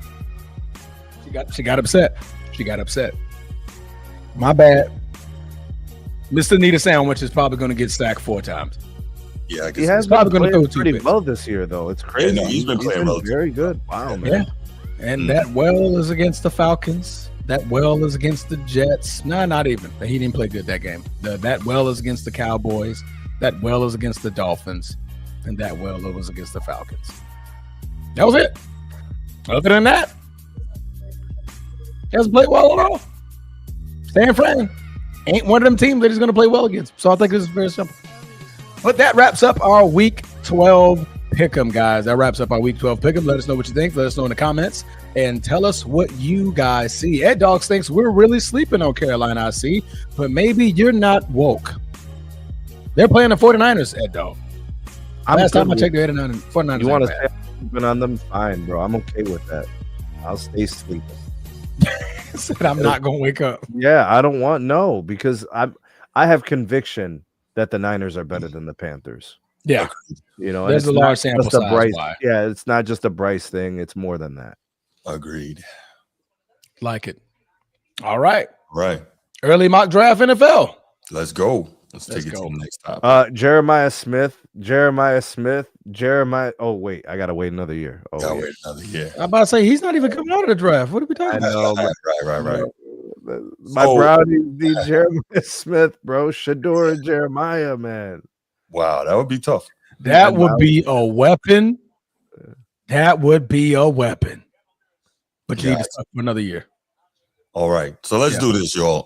Early mock draft, right? Obviously, we're getting around to time that the college football season is winding down now, and you're seeing the guys, people start making mock drafts about what's going to happen in next year's NFL draft.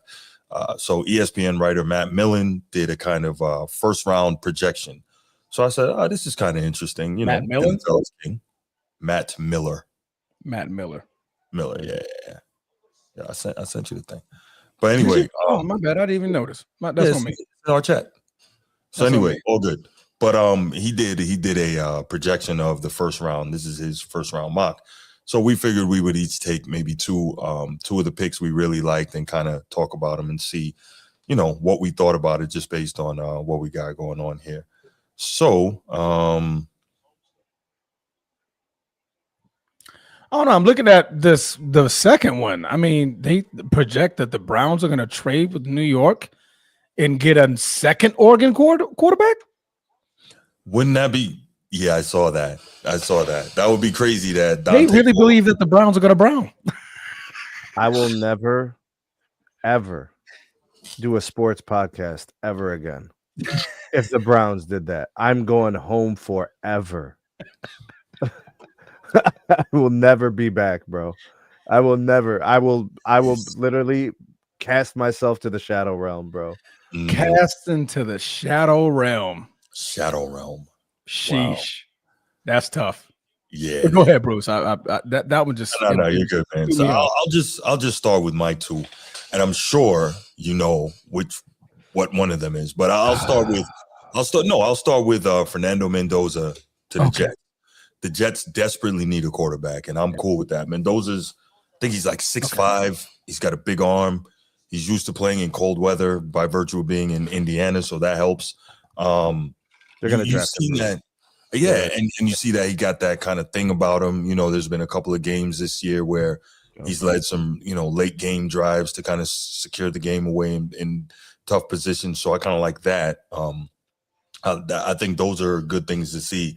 And you got to have mental toughness if you're going to go play in New York. So he's displayed some mental fortitude thus far, because as we know, New York City media-wise, just a totally different animal. But I like Mendoza to the Jets. As we said, they are desperate for a quarterback.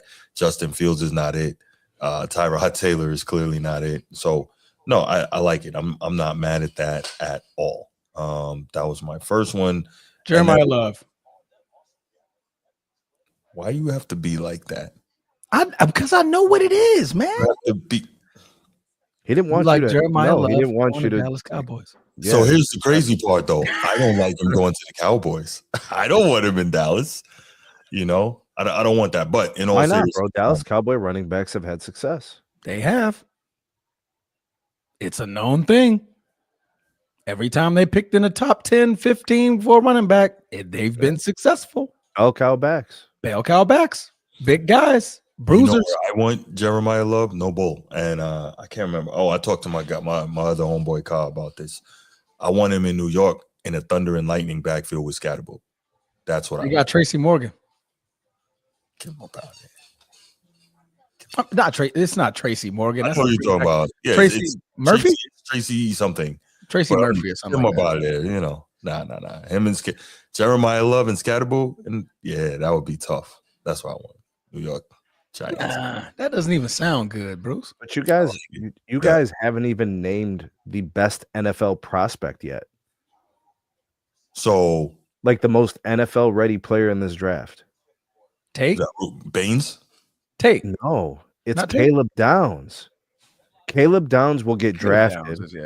And he will start week 1. Well, the problem is he's a safety, so he's not going to get drafted that high. Right, but I'm just saying he is the most NFL ready player right now.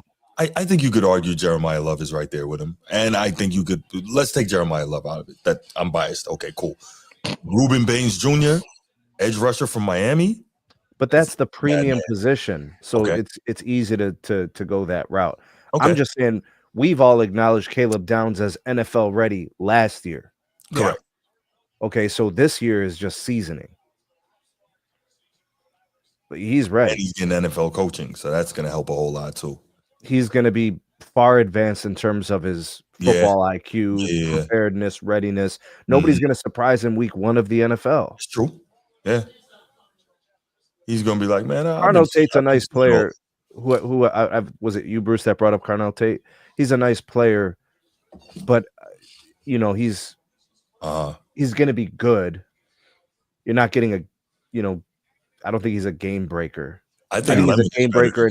He's a game breaker in college. Yeah. Oftentimes those types of guys just become good wide receivers in the NFL. I think Carnell Tate also, and no disrespect to him, because I think he's really, really good. I think he benefits from the attention Jeremiah. 100%. 100%. And that's no shade on him. Not at all. Make the catches and run the route. So Bruce, if he ends up at a team where there's a legit number 1 and he's the 2, then he continues as that type of player. Right. Sure.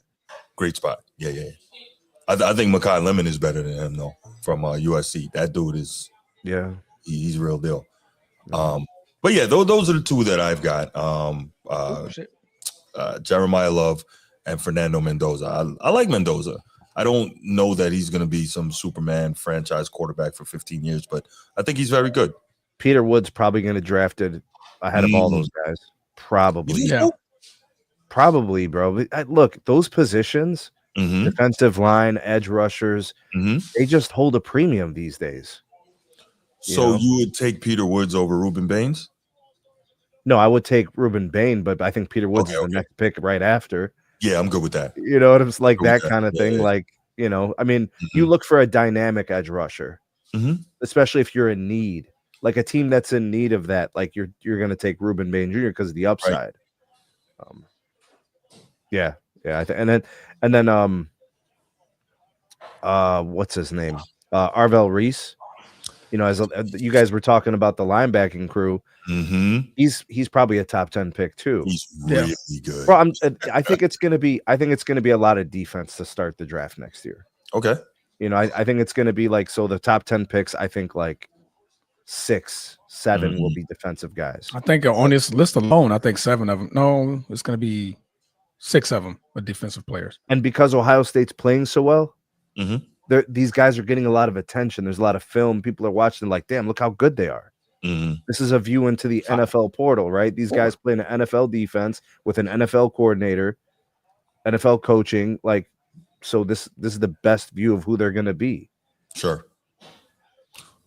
So, question for you guys. I mentioned I like Mendoza. Where are you guys on Dante Moore and what he will or won't be on the next level? I think the jury's really out on him. Oregon quarterbacks never excite me, Bruce. Touche. It just happens all the time like that. That it system is just, yeah. You can thrive in that system. They have one national championship? No. They lost against Auburn. They have never won a national championship. No. The last one they've been at, they lost against Auburn. Cam Newton beat them. That's what. Okay, so that was the one that I thought maybe they would have had. All right, so matter of fact, I think he killed them. I never liked Marcus Mariota, bro. I was never a believer. You know, like everybody was big on him and Oregon and all this, bro. To hell with all that, bro. These guys ain't it. Yeah, scheme. It was a whole lot of scheme. Bro, I'll be honest. I'm not mad because they had to, they had to go out there and do it. But I was never a big believer in Ohio State quarterbacks. As an Ohio State guy, mm-hmm. you know, it just never works. Mm-hmm. You know, Troy Smith didn't work. Haskins didn't work. They just don't. Mm-hmm. You know, Justin Fields, it's just not working. Yeah. And it's not. Matter of fact, one of your quarterbacks that was drafted turned into a receiver. Terrell Pryor. Yeah. And he was great. Hold up, bro. He was great. That dude. I seen him take a QB draw 99 yards for a score. It was straight up. It was fast, bro. That was crazy. And I'm just like, yo, he's the fastest guy on the field, and he's the quarterback. Mm-hmm. Last time I saw that was Atlanta. Mike Vick. Yeah. It's not supposed to be like that. Yeah. All right.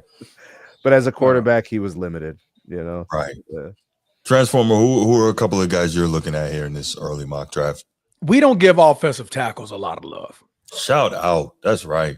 Shout out to Spencer. You know, I'm a Notre Dame fan, but go ahead. I like Spencer Fano.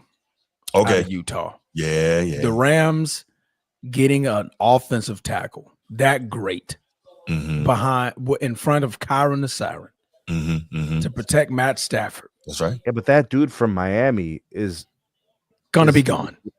That dude from Miami is rated higher. He's gonna be gone as a prospect. Yeah, he's gonna be gone. Okay. I think somebody's gonna take him. But if the Rams can get Spencer, that will be a great asset because he might not even start next year. Why? They're gonna sit there. I mean, because they're probably gonna have what's their tackle's name right now? They got an all-pro tackle. I think he's going to make the all-pro, but he's older. He's older. He's going to be older, but he's still pretty good. So he may sit, no rush. or he'll be exactly. No need to rush him. I think that's going to be low key a great find for the Rams because they're going to be picking in the top 10 thanks to Atlanta. But that's key to me. I like when people go in the first 10 or the top 15 and they grab those tackles. Them big thoroughbred two of them, Midwest. Right? You see, Utah's got 2 of them. I had to double check because you mentioned Fano. I was like, I thought I saw another one. They got another one further down in the first round here. Caleb Lamu. Lamu. But you know, Utah and BYU, a lot of times they have those big Samoan kids. Yeah. Those big Polynesian guys, I should say. I shouldn't say Samoan for sure, but you know, and they breed those guys on the offensive and defensive line out there. So yeah. But Bruce, you actually took my other one. I actually did. Okay, which one was that? Without even, no Notre Dame stuff, but I did like the Jeremiah Love one because like the Dallas Cowboys, when they get top tier running backs, they thrive. They do. We see Dak Prescott get a top tier running back, and it's just he looks like an MVP every single time. I personally think that's going to be a great pick for the Dallas Cowboys if they were to get Jeremiah Love right there at that 13th spot. They could be sliding up even more to where they kind of fall out of love with getting the pick that high. But if they're in that 13, 12, 11, if they're in that area, Jeremiah Love would be a great pick. You think he'll be there? at that point. Yeah, because if I'm looking everybody at- sees him as a top 5 player in the draft. Yeah, but I'm looking at who they because of got. team's needs. So like, Yeah, he might be the a top Jets. 5 player, Yeah, but he might be a top 15 pick. exactly. And actually, and this is what I wanted to ask you, Bruce. Sure. What's the separation or the margin between Jeremiah Love and Jadarian Price?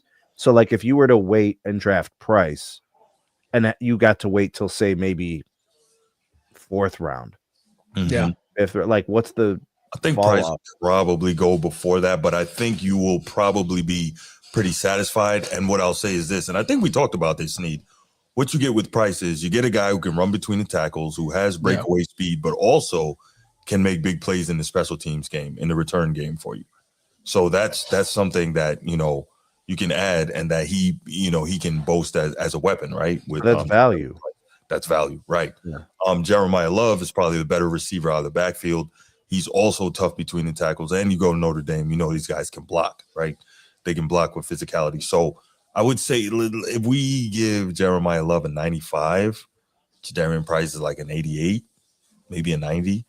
Yeah. I mean, the gap is not huge. Price could start at just about any other school in the country. Like, he's that good, so I don't think the drop off is huge, but I think most people probably say like there's a big difference in the explosiveness and the athleticism, but I'm like, I guess you're looking when you're seeing Jeremiah Love like hurdling guys and doing all that crazy.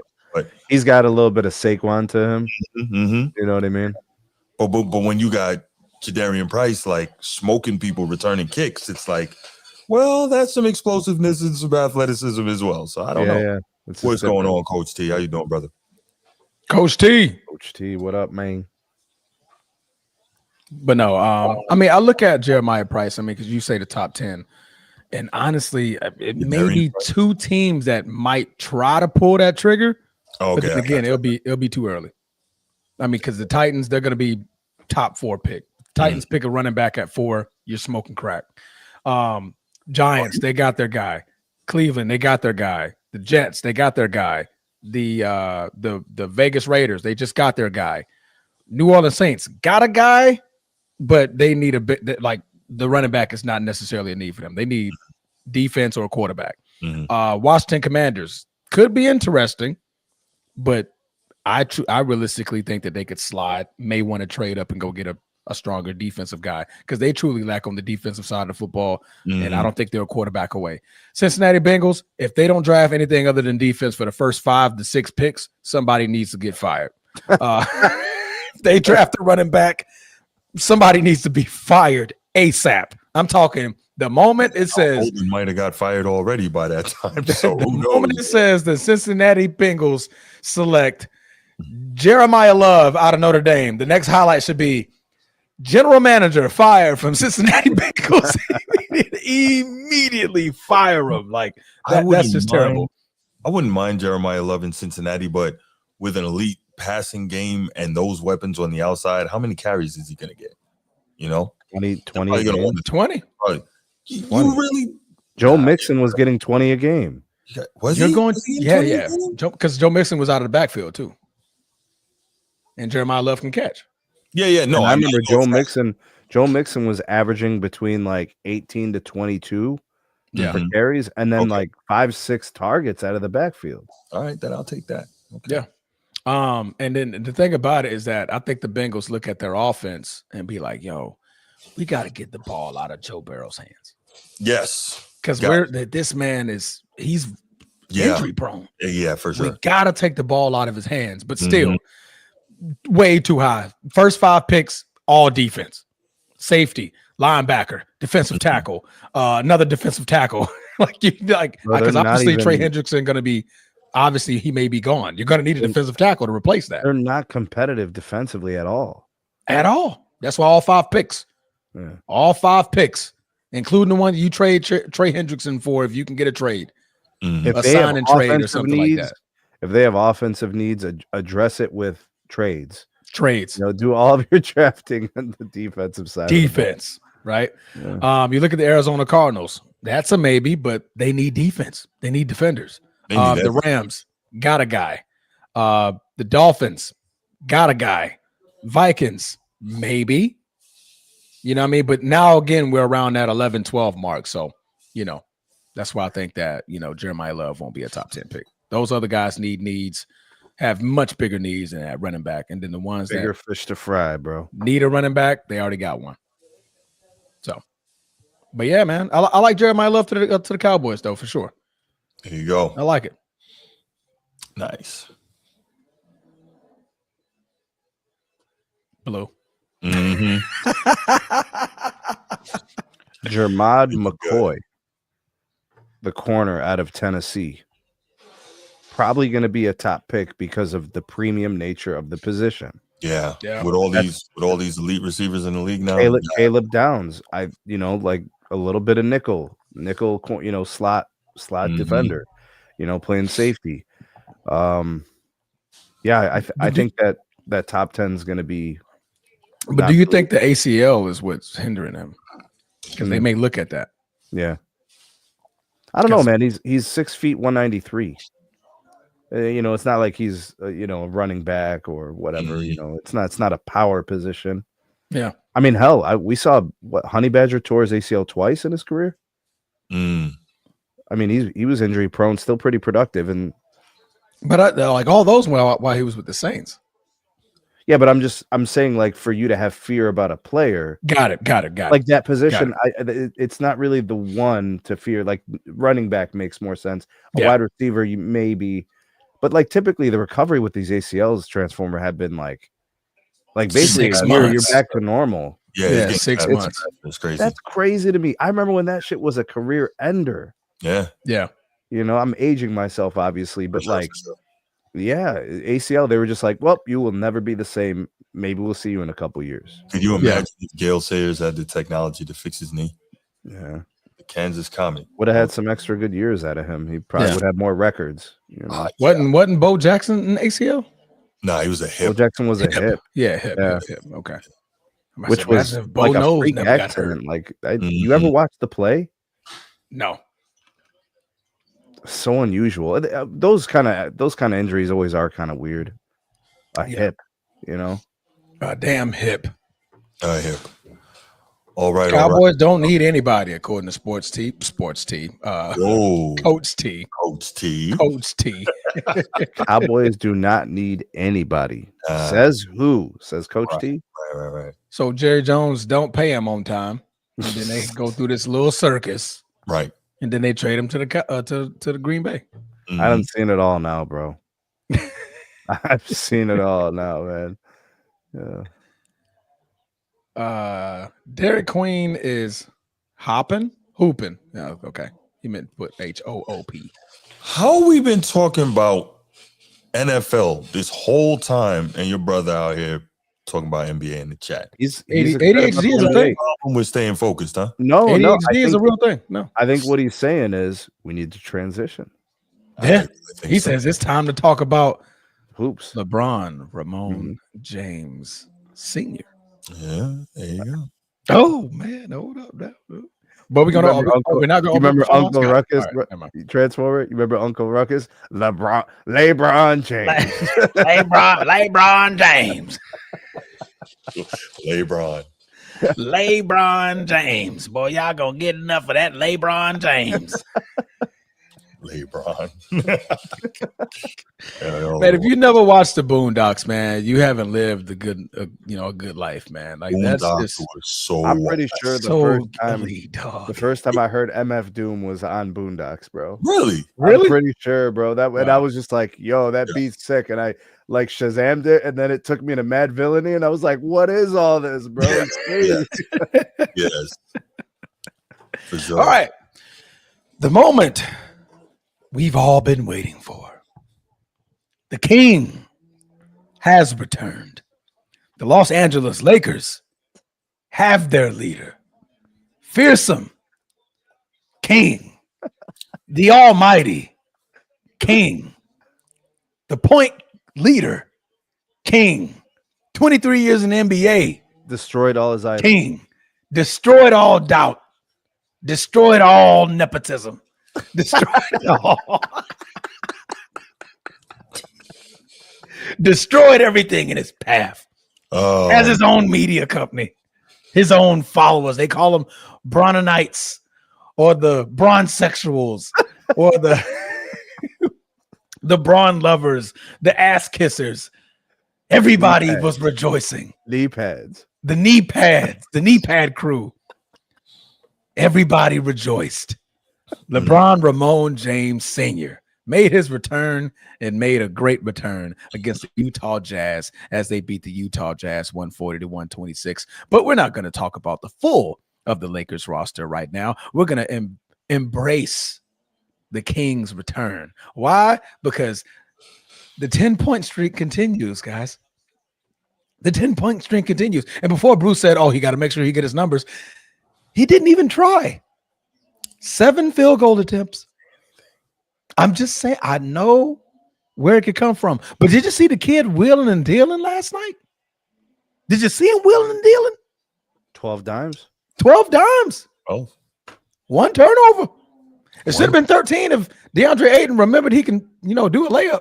By the way, DeAndre Ayton's averaging 16 on the year. A lot of people had a lot of bad talk when Luka and the Lakers went and got him. And I've always liked DeAndre Ayton from the time he came into the league because, I like the more traditional back to the basket post type players. Yeah. I said, this guy can be okay. And honestly, I don't like to see him doing it in purple and gold, but he's having a good year so far.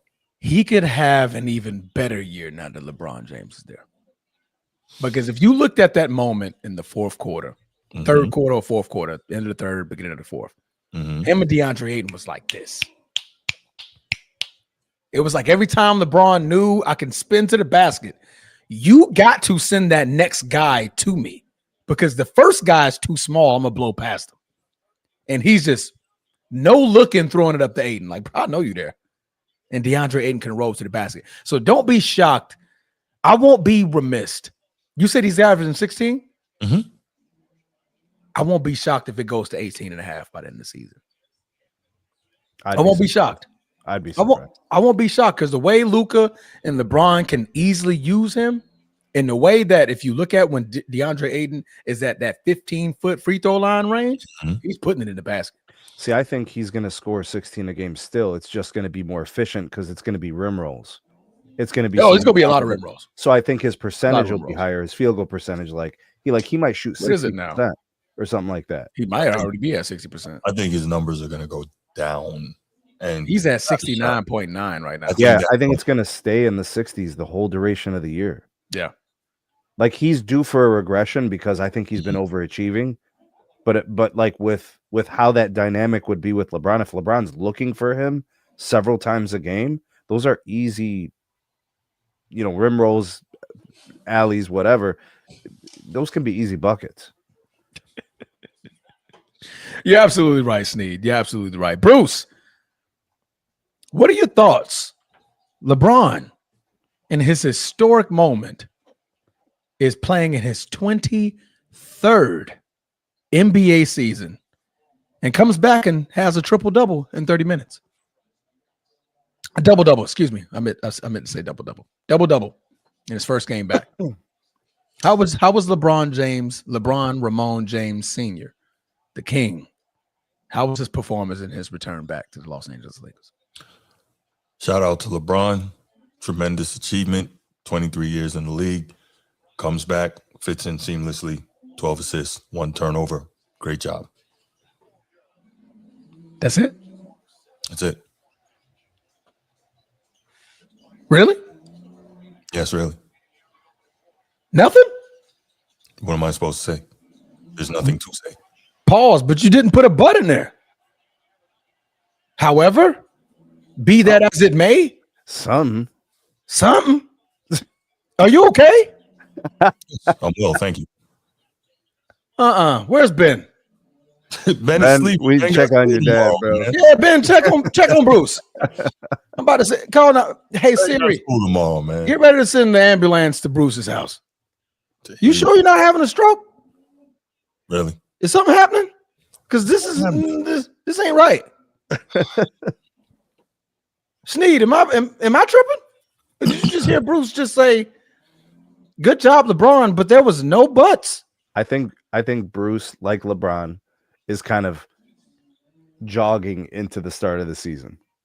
Bruce doesn't want to go in too much right now. Oh my goodness. He's just jogging until LeBron's return. Yeah, he doesn't want to make it, like an all-out sprint yet. You know what I'm saying? So, because to quote good old Bruce, it only gonna be a moment of time before LeBron proves me right. So this is just start. This is the start. Right. Is that good? Right now, I have to give credit for what he did. Well, listen, bro. First quarter of the game. Help me. First quarter of the game, LeBron was basically doing light cardio. He was just passing the ball. Like one attempt or something like that. Yeah, he was just passing the ball and going and hanging out in the corner. I think it was just to get a little bit of wind. And then he got back into the game and he was much more involved. He was looking to get his guys going early and trying to find them for good shots. And he took a couple of shots. He made a 3. And he did his thing. He had one really silly layup where he hit the bottom of the backboard. That was like probably and like one turnover is pretty good because he typically averages like 4. Yeah, by 3.5. So to still have like the 11, 12 dimes, but to only have the one turnover. So he's pretty comfortable seemingly with his teammates. Yeah. That's kind of encouraging. Luka actually had all the turnovers to start the game. He had like 8. Something. Yeah, he did. He had 8. Yeah, he had 8. And once he almost had a triple-double with turnovers. Real talk, though, the Jazz are trash, bro. Very. So this was really about LeBron just kind of getting in a groove, logging some minutes. He's going to have to get into game shape. That's going to take a couple of weeks. Yeah. And even with him being in game shape, so his birthday, he's turning 42. My expectation is they legitimately have to manage his minutes. Yeah, he played 30. Like 30 he hovers in the regular season. 30 is great. Yeah. I was a little surprised to see him starting. I didn't see the point in having him start, but you know that was gonna fly. Right. But like in terms of getting him back into the game, putting him with second teamers made more sense defensively. Like, so because he was getting cooked in the first quarter defensively. Yeah. Like they literally ran every play to him, and they literally scored like 13 unanswered points or something crazy. And it was like all centered around attacking LeBron. His defense in the first half was atrocious, but I just account that to like him not being in game mode. It just kind of takes some time. So I'm not saying he played poorly because of that. I mean, it's impressive in and of itself. He's playing at an advanced age. It's 23 years, bro. And think about those years. Think about this, Transformer. 23 years plus the playoff run every year. Yeah, no. And the NBA Finals runs all those years. So, like, these are a lot of games. A lot of games. Yeah. Sure. But the Jazz are trash. So, they're so bad, bro. They're awful. Keontae George, I did not know he was that good. Learned a little something about the Utah Jazz. Keontae George. Lakers. Anything important about the Lakers? Their defense was really bad for the first part of the game. Awful. What was the halftime score? Transport 71 to like 68. Yeah, that was like crazy. Yeah. I'm sorry. Let me see. Yeah, 72 to 67. 71. Excuse me, 71 to 67. It was somewhere around there. Bro, the Jazz are garbage. Cavante George was balling in that first half. Yeah. I was like, yo, what's this kid on? Yeah. You just see you're in LA and you want to show out? Bro, by the way, the kid was balling, bro. Austin Reeves tried to play defense and he looked ridiculous. He was like stepping on somebody's feet. He like elbowed some dude in the sternum, gave up an and 1-3. George was cooking him. That and 1-3 was on Laurie. Right after he got the and 1-3, he goes fouls Laurie Marketing at the 3-point line. Like, bro, what are you doing? By the way, I'm pretty sure that it was an offensive foul because he just like grabbed him, bro. Like it was ridiculous. I looked at the game. I'm like, Austin, this is the shit I be talking about sometimes, man. Like, what was that, bro? Bro, he's 7 foot. Like, put your hands up. That's all you can do. The man is 7'1". It's times like that you're like, man, maybe we should sell high on this dude.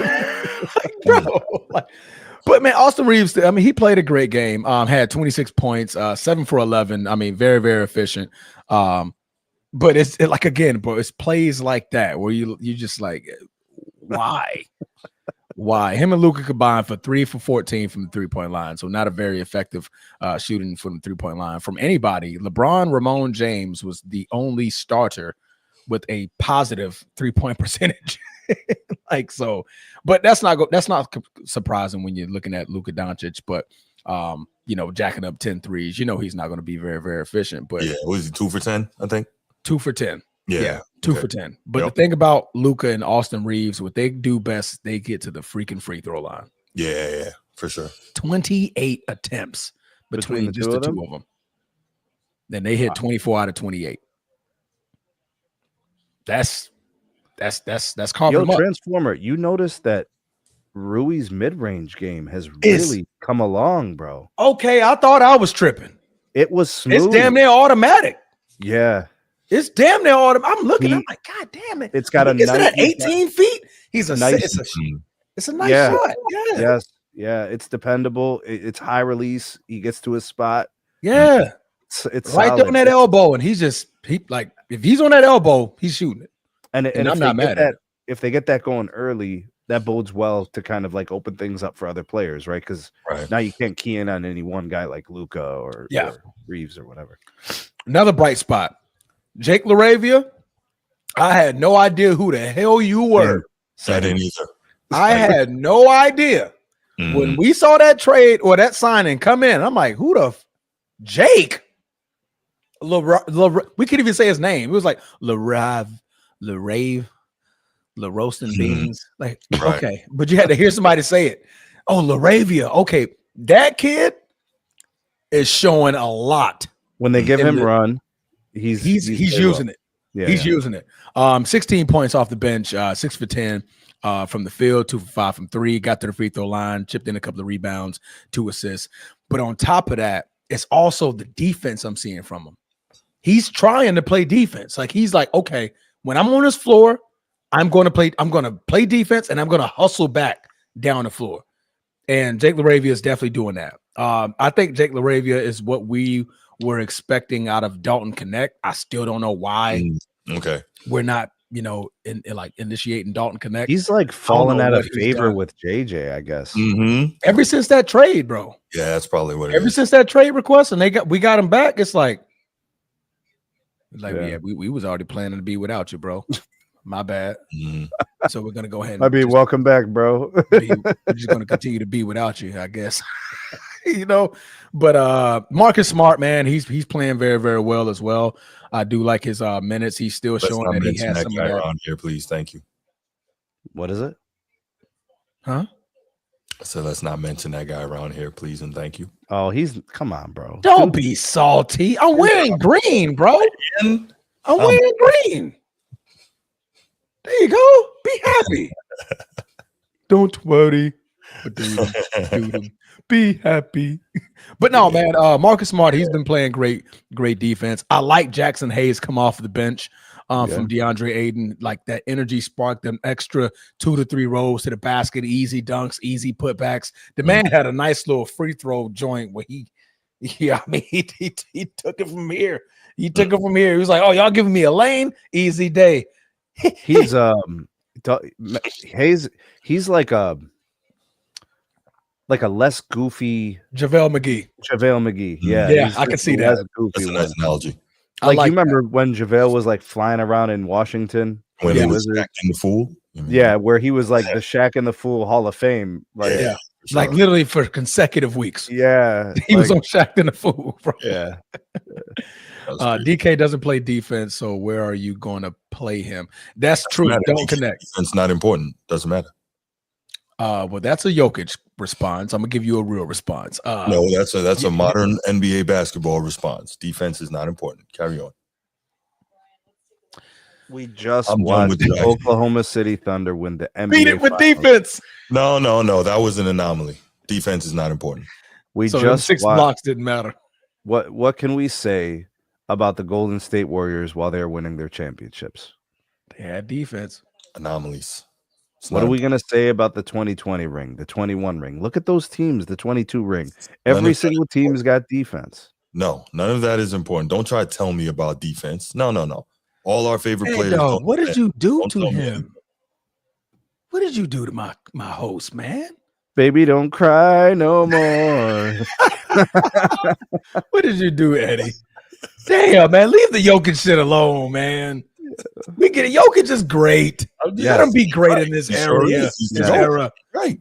He's great. Yeah. But come on, man. Matter of fact, he's the GOAT, the great GOAT. He's the greatest GOAT of all time. He's the GOAT. That's right. Nikola Grotic. Grotic. You guys know who started the greatest of all time thing, right? I thought it was Michael Jordan fans. Muhammad Ali. Well, yeah. Oh, you talking about that one? Yeah, the greatest of all time. Yeah. But that whole concept was Ali. Yeah, that was him. But the GOAT was LL Cool J. Correct. Like actually saying the GOAT. I mean, he referenced it in a couple of different rhymes, but open up the phone lines, bro. Let's do this. Just do it, bro. Just open up the floodgates, Get it over with, man. This is not going to be about LeBron. We just know where this is going. Where is this going? It's not going about LeBron. Oh, hey, LeBron. Unless Coach T will call it about LeBron. Yo, get the Hakeem clip ready, bro. Just get the soundboard ready. Get the soundboard ready. We need a Jokic clip. Listen, I'm done with the wax museum. Jokic is the GOAT. I'm done with the greatest GOAT of all time. With the 90s. The greatest. The greatest of all time. Yo. You do know this man is trolling. How can I help you, right? Edward? This man is really trolling y'all. Like a Walmart, bro. Bro, this man is trolling y'all, bro. Y'all need to stop it. Bruce is not being serious right now. He's trying to get y'all on that Capital Kool-Aid. Stop it, Bruce. Hold on. Transformer. No, hold on, Transformer. bro. I cannot win. When I criticize the GOAT, I'm a hater and I'm stuck in the 90s and locked in the wax museum and all that. So I finally gave up because these people have made me realize the error of my ways. And I'm on the show admitting it, and now it's a problem still.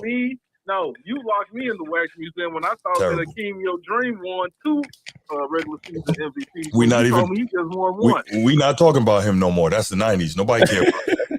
We're not talking about him. I thought it started in the 80s, but hey, you're right. I don't care about that either. Nope.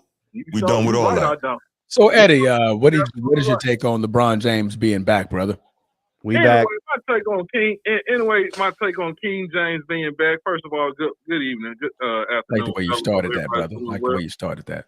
Yeah, you know what I'm saying? Yeah, man. Everybody the Almighty. On this. Oh yes, most definitely, man. The chosen one. The chosen one. That's right. He's the chosen one. I'm due LeBron. That might yes, they did play the Utah Jazz. However, I mean, Utah Jazz is trash, but hey, nobody didn't call them trash when they beat the Clippers and the Boston Celtics. That was Clippers are trash. Well, the Celtics. I mean, the Boston Celtics barely won yesterday against the Brooklyn Nets. Anyway, we're talking about King James. Now let me ask y'all that I see nobody on this panel brought up this crap about could he fit because he messed up the chemistry. Did any of y'all thought that he would mess up the chemistry? Transfer, do you thought that? I did. I think he would mess up the chemistry. Is that what you're asking? Yeah.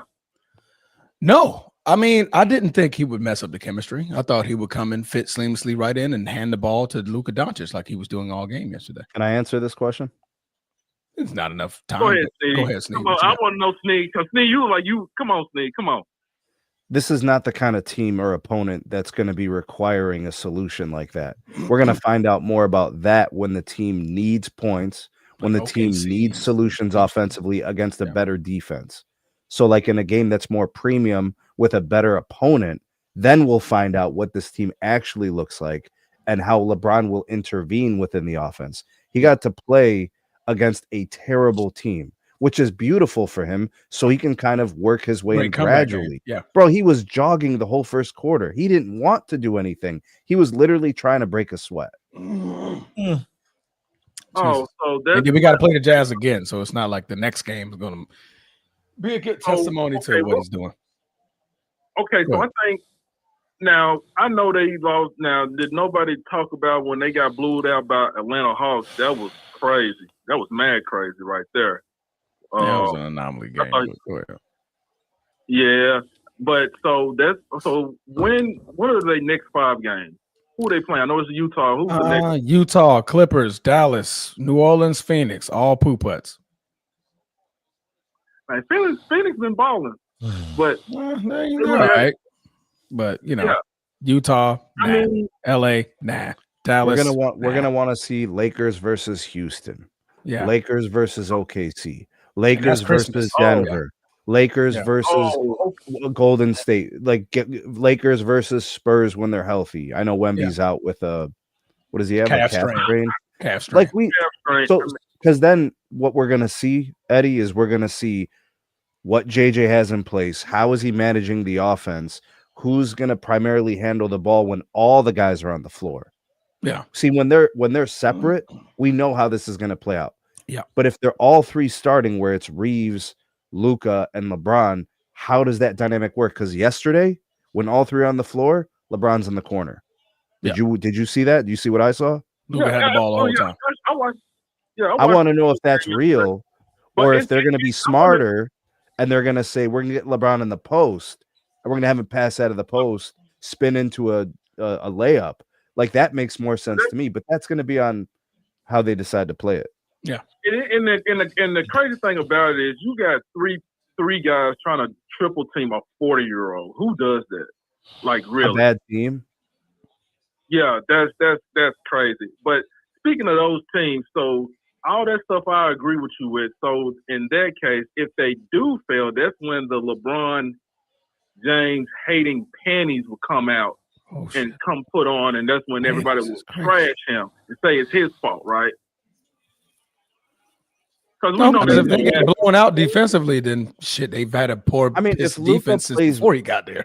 If Luka plays well and Austin Reeves plays well and LeBron seems lost in the offense, I mean, people are going to have a lot of venom to throw his way. But if LeBron's playing well within the construct and the team's winning, they can't say anything. Well, yeah, because people, especially that person that's in the middle, he's quiet. Let him stay quiet. He's sitting back and he's just waiting. Like we all know, he's gonna say, "I told you so." What did I been telling you? I've been waiting. All you got to do is wait. He's gonna prove. All you got to do is wait. Exactly. But then I know my co-host. The people on that side of the table ain't spoke. They've been quiet all day today. But you know what, Eddie? What's also going to happen this year? There's going to be a couple of games. I'm talking about 2-3 games. You know what I'm saying? You see what I'm saying? Go ahead. Eddie, there's going to be 2-3 games where LeBron blows up and he turns back the hands of time and drops 35, and he'll carry the Lakers to a victory. I don't care about the opponent, but he's going to probably do that a few times this year because we see Steph do it every once in a while too. He drops 50, right? Older players can still do that occasionally. You know what I mean?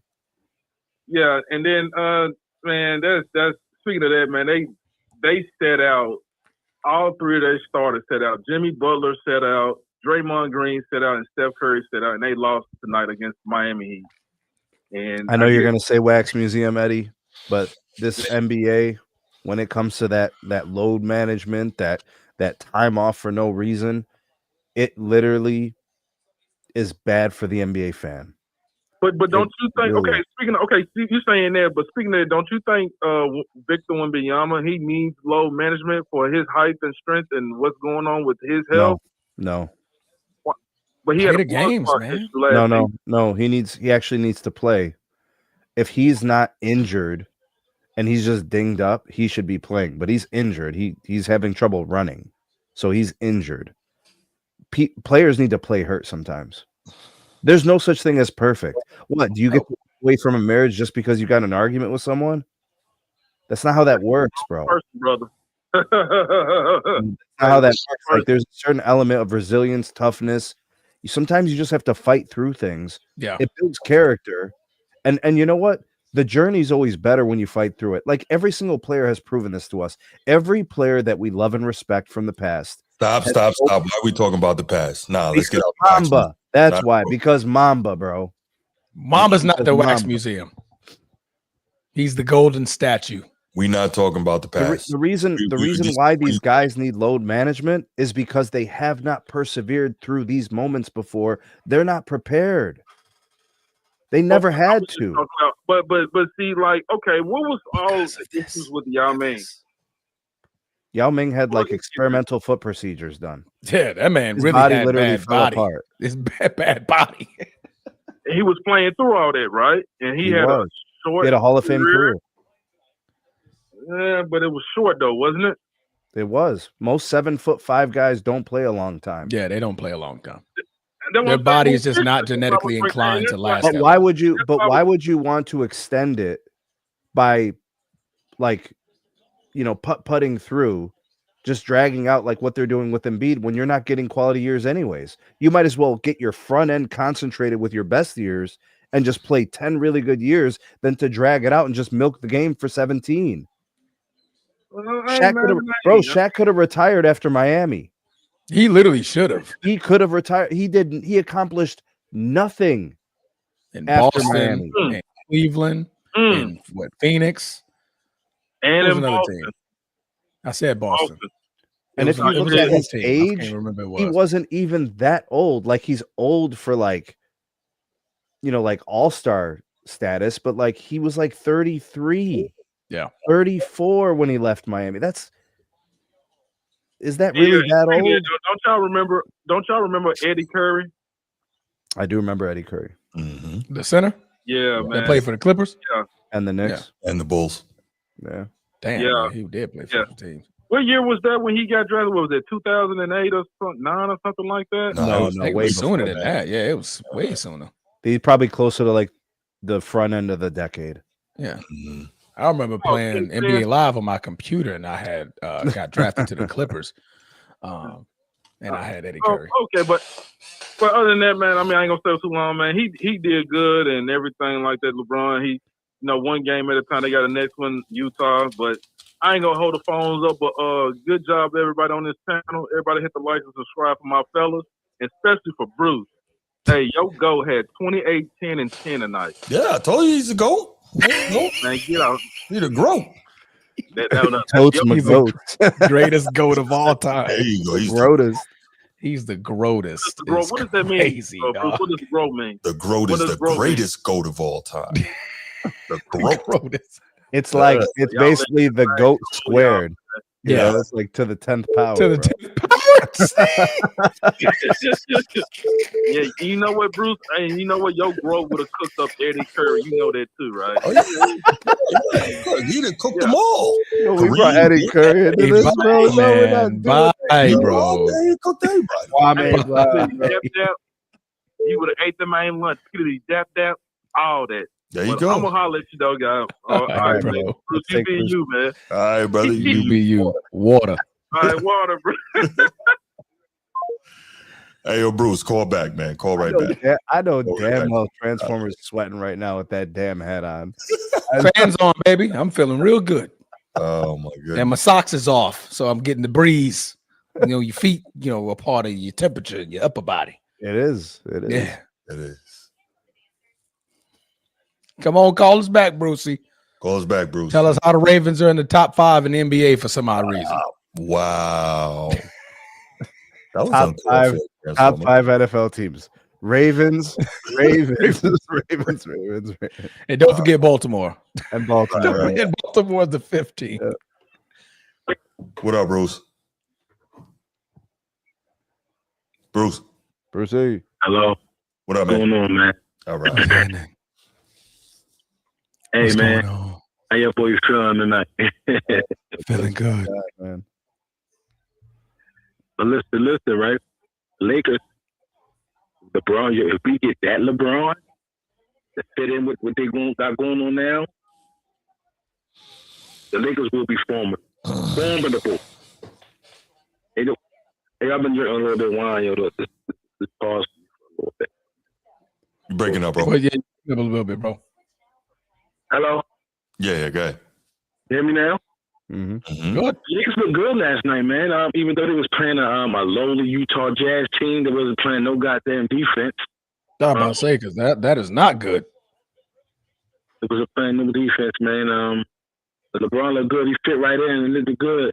Now let's see when the competition get a little bit tougher. Let's see will it be the same thing. Luka looking good. MVP form. He's looking good. He's playing a little bit of defense this year. I like Jackson Hayes. With the Braves. He was playing tough last night. I had a couple big dunks, couple big plays. Yeah. They got a guy they got from Sacramento last year. Jake LaRavia. Jake LaRavia. He's a bucket. He's tough. The center, he's fitting right in. He give you a double every night. That's all you need. No, and it's efficient too. It's an efficient double. He's shooting at a high percentage. Man, LeBron did good last night. The Lakers will be formidable in the playoffs. Will they reach the mountaintop? Who knows? If barring health, it's possible. That'll be a tough out. Who's health? What? The Lakers health. But who? What team are you concerned about? If the Lakers go into the playoffs healthy, with this team that they got right now, healthy, I think they're still a trade away. They got a puncher's chance. Maybe make a move, a little move at the trade deadline. Even though I think they got talent on the bench that deserve some more time. Nick Smith Jr. I think he's a bucket. They got the kid Therio. He just got a rookie. The rookie. Yeah, he played some good minutes. I want to see him play. So right now, the Lakers looking good. It was early now. It's a long stretch. They got to play better defense, though, man. They give it too many easy buckets. Which come down there had 100 points in the third quarter. Utah. Yeah. They let Cavante George get everything he wanted. He's a bucket. He's tough as nails. Marcus and Lurie's tough. Ace Bailey, he's young and athletic. So you talking about a little bubbling young squad going on down there from what I saw. As far as the Lakers, they look good, cohesive. LeBron 12 assists, 1 turnover. But the defense wasn't tough enough for me, though. I don't know, man. Maybe it's just the regular season. I don't know. It was like with no effort. It was so easy, but they looked good. Maybe they just made it look easy, but they not playing a great defense either. The Lakers, like, what is this? Like, I don't know, man. Just basketball is weird. But I mean, when your greatest defender is on the bench and he's unable to be played because he gives you nothing offensively, that's already a problem. Vando. That's only one person. Hey, man, let's look at this like this. Lakers really kind of got a big three going on right now. Am I tripping? I mean, they for what they've done so far this season, where they're standing in the standings, it's going better than I thought. It's going better than I thought. That's for sure. And I think LeBron came back at the right time because, I mean, looking at the schedule, I didn't look at the schedule until now. I mean, the next 5, 6, 7 opponents, they're not necessarily great. Like I said earlier, Utah, Clippers, Dallas, New Orleans, Phoenix, Toronto. Toronto's all right. Boston, Philly, Utah, Clippers, Phoenix. It's not really getting tough until like the end of December. Now they get to play Houston. They get to play Detroit. They get to play San Antonio in the beginning of January, Milwaukee, and things like that. So I think they're in the right part of their schedule to where LeBron can come back, get a little acclimated, get the cardio in, and get back in game shape. So, but I like the pieces that they got around. I do think they still dangle. Dalton Connect got to go at this point. He has to go. Right, he just doesn't bring anything to the table for the Lakers team. That's all. That's it. Like, you can't just be having them there just to be there. I think they're gonna try to package Dalton Connect with a Vanderbilt, maybe a pick, and try to go get a splash. Preferably a defender, because right now you need a defender. Right, you definitely need a defender that can get you a couple of threes, can actually do something for you offensively, because that's what we want Vando to be. Over the last 3 years, we've been trying to get Vando better offensively. That's just not in his repertoire. He's just a defensive guy. That's really what he is. He hustles. He's athletic. He defends, but he can't shoot.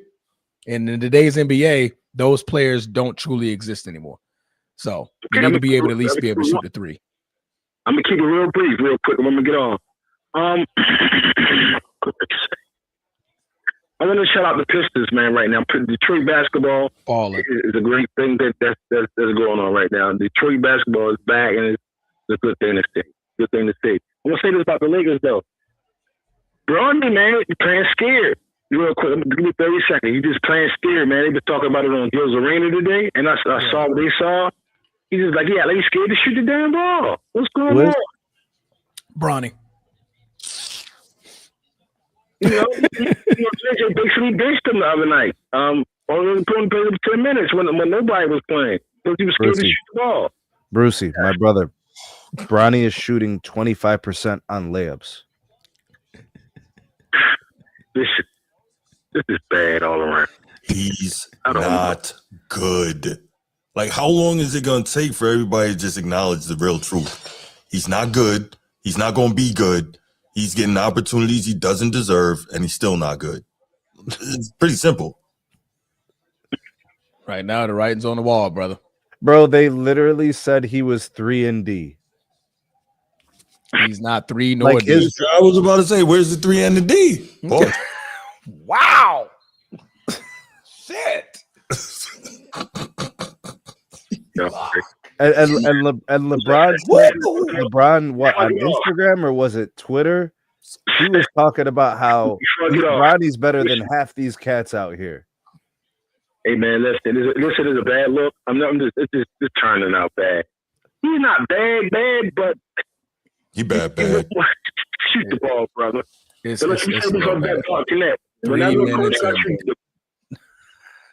Whenever a coach has you buried deep on the bench like that, something just ain't right, and it's time to go. All right, brother. Bro, they literally said in the offseason, JJ Redick went in front of a microphone that was on. Yep. And he said Bronny is going to have an elevated role this year. He is going to contribute to this team. He just needs to be conditioned. Bro, what are you talking about? And see, I was over there. This is why, like, when everybody talks about like unplug his mic, like the job that JJ Redick is doing, when you say things like that, you don't get a pass, bruh. We can't forget that. That was said. That there is footage, sir. You said that. Can be replayed. Yes, it can. That was volunteered information. Bronny is going to contribute to this team. My only concern is conditioning. Unplug his mic. Unplug the mic. What up, Laker Nation? Oh, what up, Coach T? Coach T. I didn't even know the phone was answered. He answered it quick. I don't know. He answered that quick before. I'll make it brief so you got no. I'll make it brief. Y'all got to sue me off with that Bronny stuff, man. Yeah, that came. Hey, that's your team, bro. Cook on it, bro. Go ahead. No, don't cook on it. No, don't. Three minutes and done. Bronny's like dinner, right? Bronny's like dinner, right? Water in the hot water and it's done.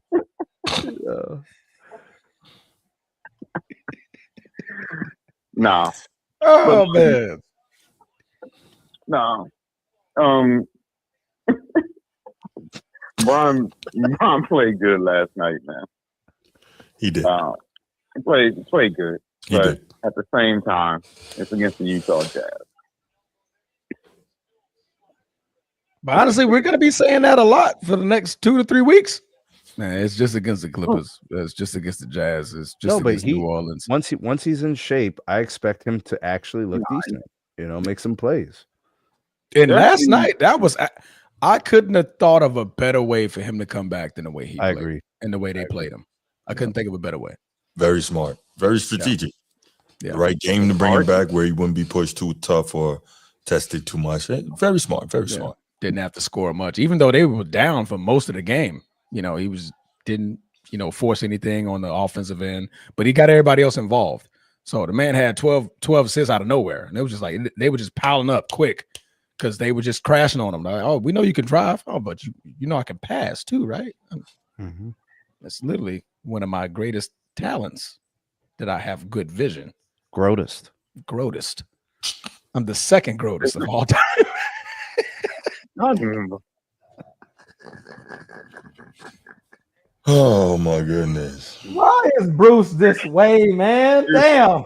What did I do this time? You know what, man? I ain't messing with y'all. I can't win, man. I can't win. Yeah, I see what it is. Damn. I don't know what you did today, Bruce. I don't know either, man. Bruce is No, Coach T. If you would have heard his soliloquy earlier about Joker, then you would understand why. Soliloquy. Oh my god. I think that term "groat" should be on the T-shirt. I like it. There you The go. grotest. There you No, go. you got to put groat, because Gwot will be Clarissa Shields. I think she already does that. Yeah, she ain't even that, but anyway. Damn. How not? Layla Ali, brother. She's already outdone her. I'm gonna say this, and then I'm gonna get off. This is what I see. I see Bron trying to prove a point to the chirping that's going on, saying that his return is going to ruin the team. I think what he's doing is just coming in. It's like, that's what I mean, because going back to his comment at practice, I can fit in with anybody. Just going into proof point. I'm just going to go in here, just do whatever, and But watch. to be truthfully honest, playing like that, he could fit in anywhere. Yeah, but he can only do this for but so long. We all know that. Now, will I expect him to shoot only 7 attempts? Absolutely not. 14, 15. But if he plays similar to how he played last night, he can fit on any team, any squad. With a sense of balance. Yeah. But sense of balance, Bruce. I mean, Sneed. Yeah. That was like one of the best games without him scoring. One of the best games I've seen him play. Like I said, I see this as sarcastic Bron. You see the sarcastic. I see it as y'all think I'm just gonna come in and destroy the team. All right, all right. Kind of similar to what Kobe did when he refused to shoot the ball when everybody was talking about he's gonna shoot them out of the series. But I don't think the team is in the position for him to do that right now. They 4th in the West. They're playing relatively well enough to be in the top 4 consideration of the Western Conference. So I think if the Lakers were losing, then okay, that could, I could see him being sarcastic that way, just coming back playing that way. But I mean, honestly, the way that Luka and Austin Reeves and DeAndre Ayton have been playing, that was like he couldn't have came in and played a perfect game, a perfect third game. That's not even a word, you know what I mean? But a better game than how he played it. Now, do we expect that? Absolutely not. I think it's going to be a nice little rotation over the next 3 to 4 weeks as he get acclimated, that we're going to see games where it's like, all right, Bron, here's your moment. Here's your stretch. Go get your 30. Luka get 30 because that's just what he does. Austin Reeves takes a step back, gets 20 or something like that. And then they go right back into, what makes them great, right? And I think what LeBron and Luka doing, and they're leading the team offensive, as far as playmaking wise, they're going to be in good shape, man. They're going to be in good shape. Playoffs, they're going to make it, but to be formidable, they're a trade away. I think they need to go ahead and wrap it up with Dalton Connect, Vanderbilt, tack on a pick and go get a defender. I think so.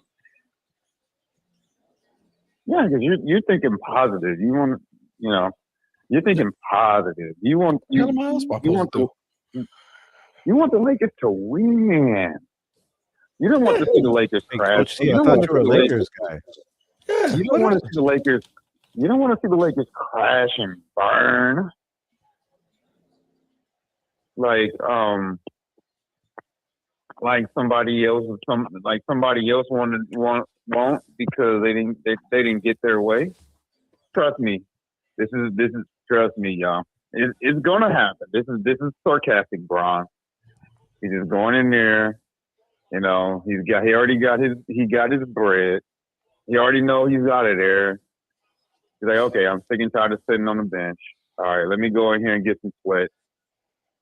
And then, you know, because I love the game so much, I just want to play.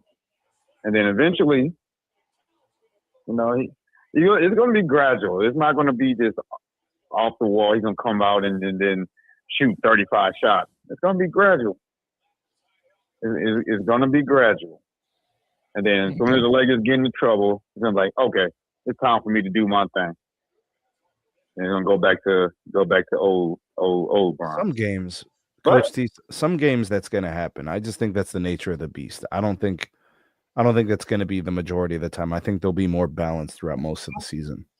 Yeah. And when he plays Steph, expect him to light it up. He plays KD, expect him to light it up.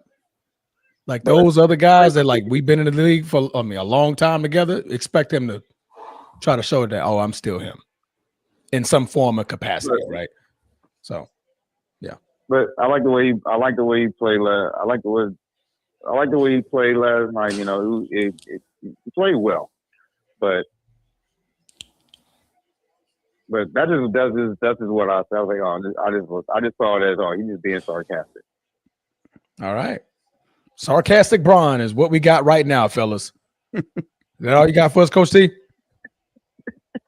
Oh yeah. LeBron trolling. I'm gonna let Bruce finish trolling us with his so-called positivity today. The greatest. I know he don't mean nothing that he's saying. I mean, yeah, you got to be a damn. He's calling you disingenuous, sir. Spell it. He's facetious. Terrible. We know you're not being truthful, Bruce. That's why. Okay. If you were being truthful, then we'd be like, okay, yeah. Come on, no, we all got brains. We know you by now, bro. We know you. You didn't just wake up this morning and be like, oh yeah, Jokic is the GOAT. You didn't just see the light all of a sudden. He's been delivered. You stuck in your ways, Bruce. He don't like the old 90s no more. There's a God somewhere. All right, y'all have a good night. All right, brother. All right, good to see you. Thanks for the call. I don't like the 90s no more. I like. There's a God.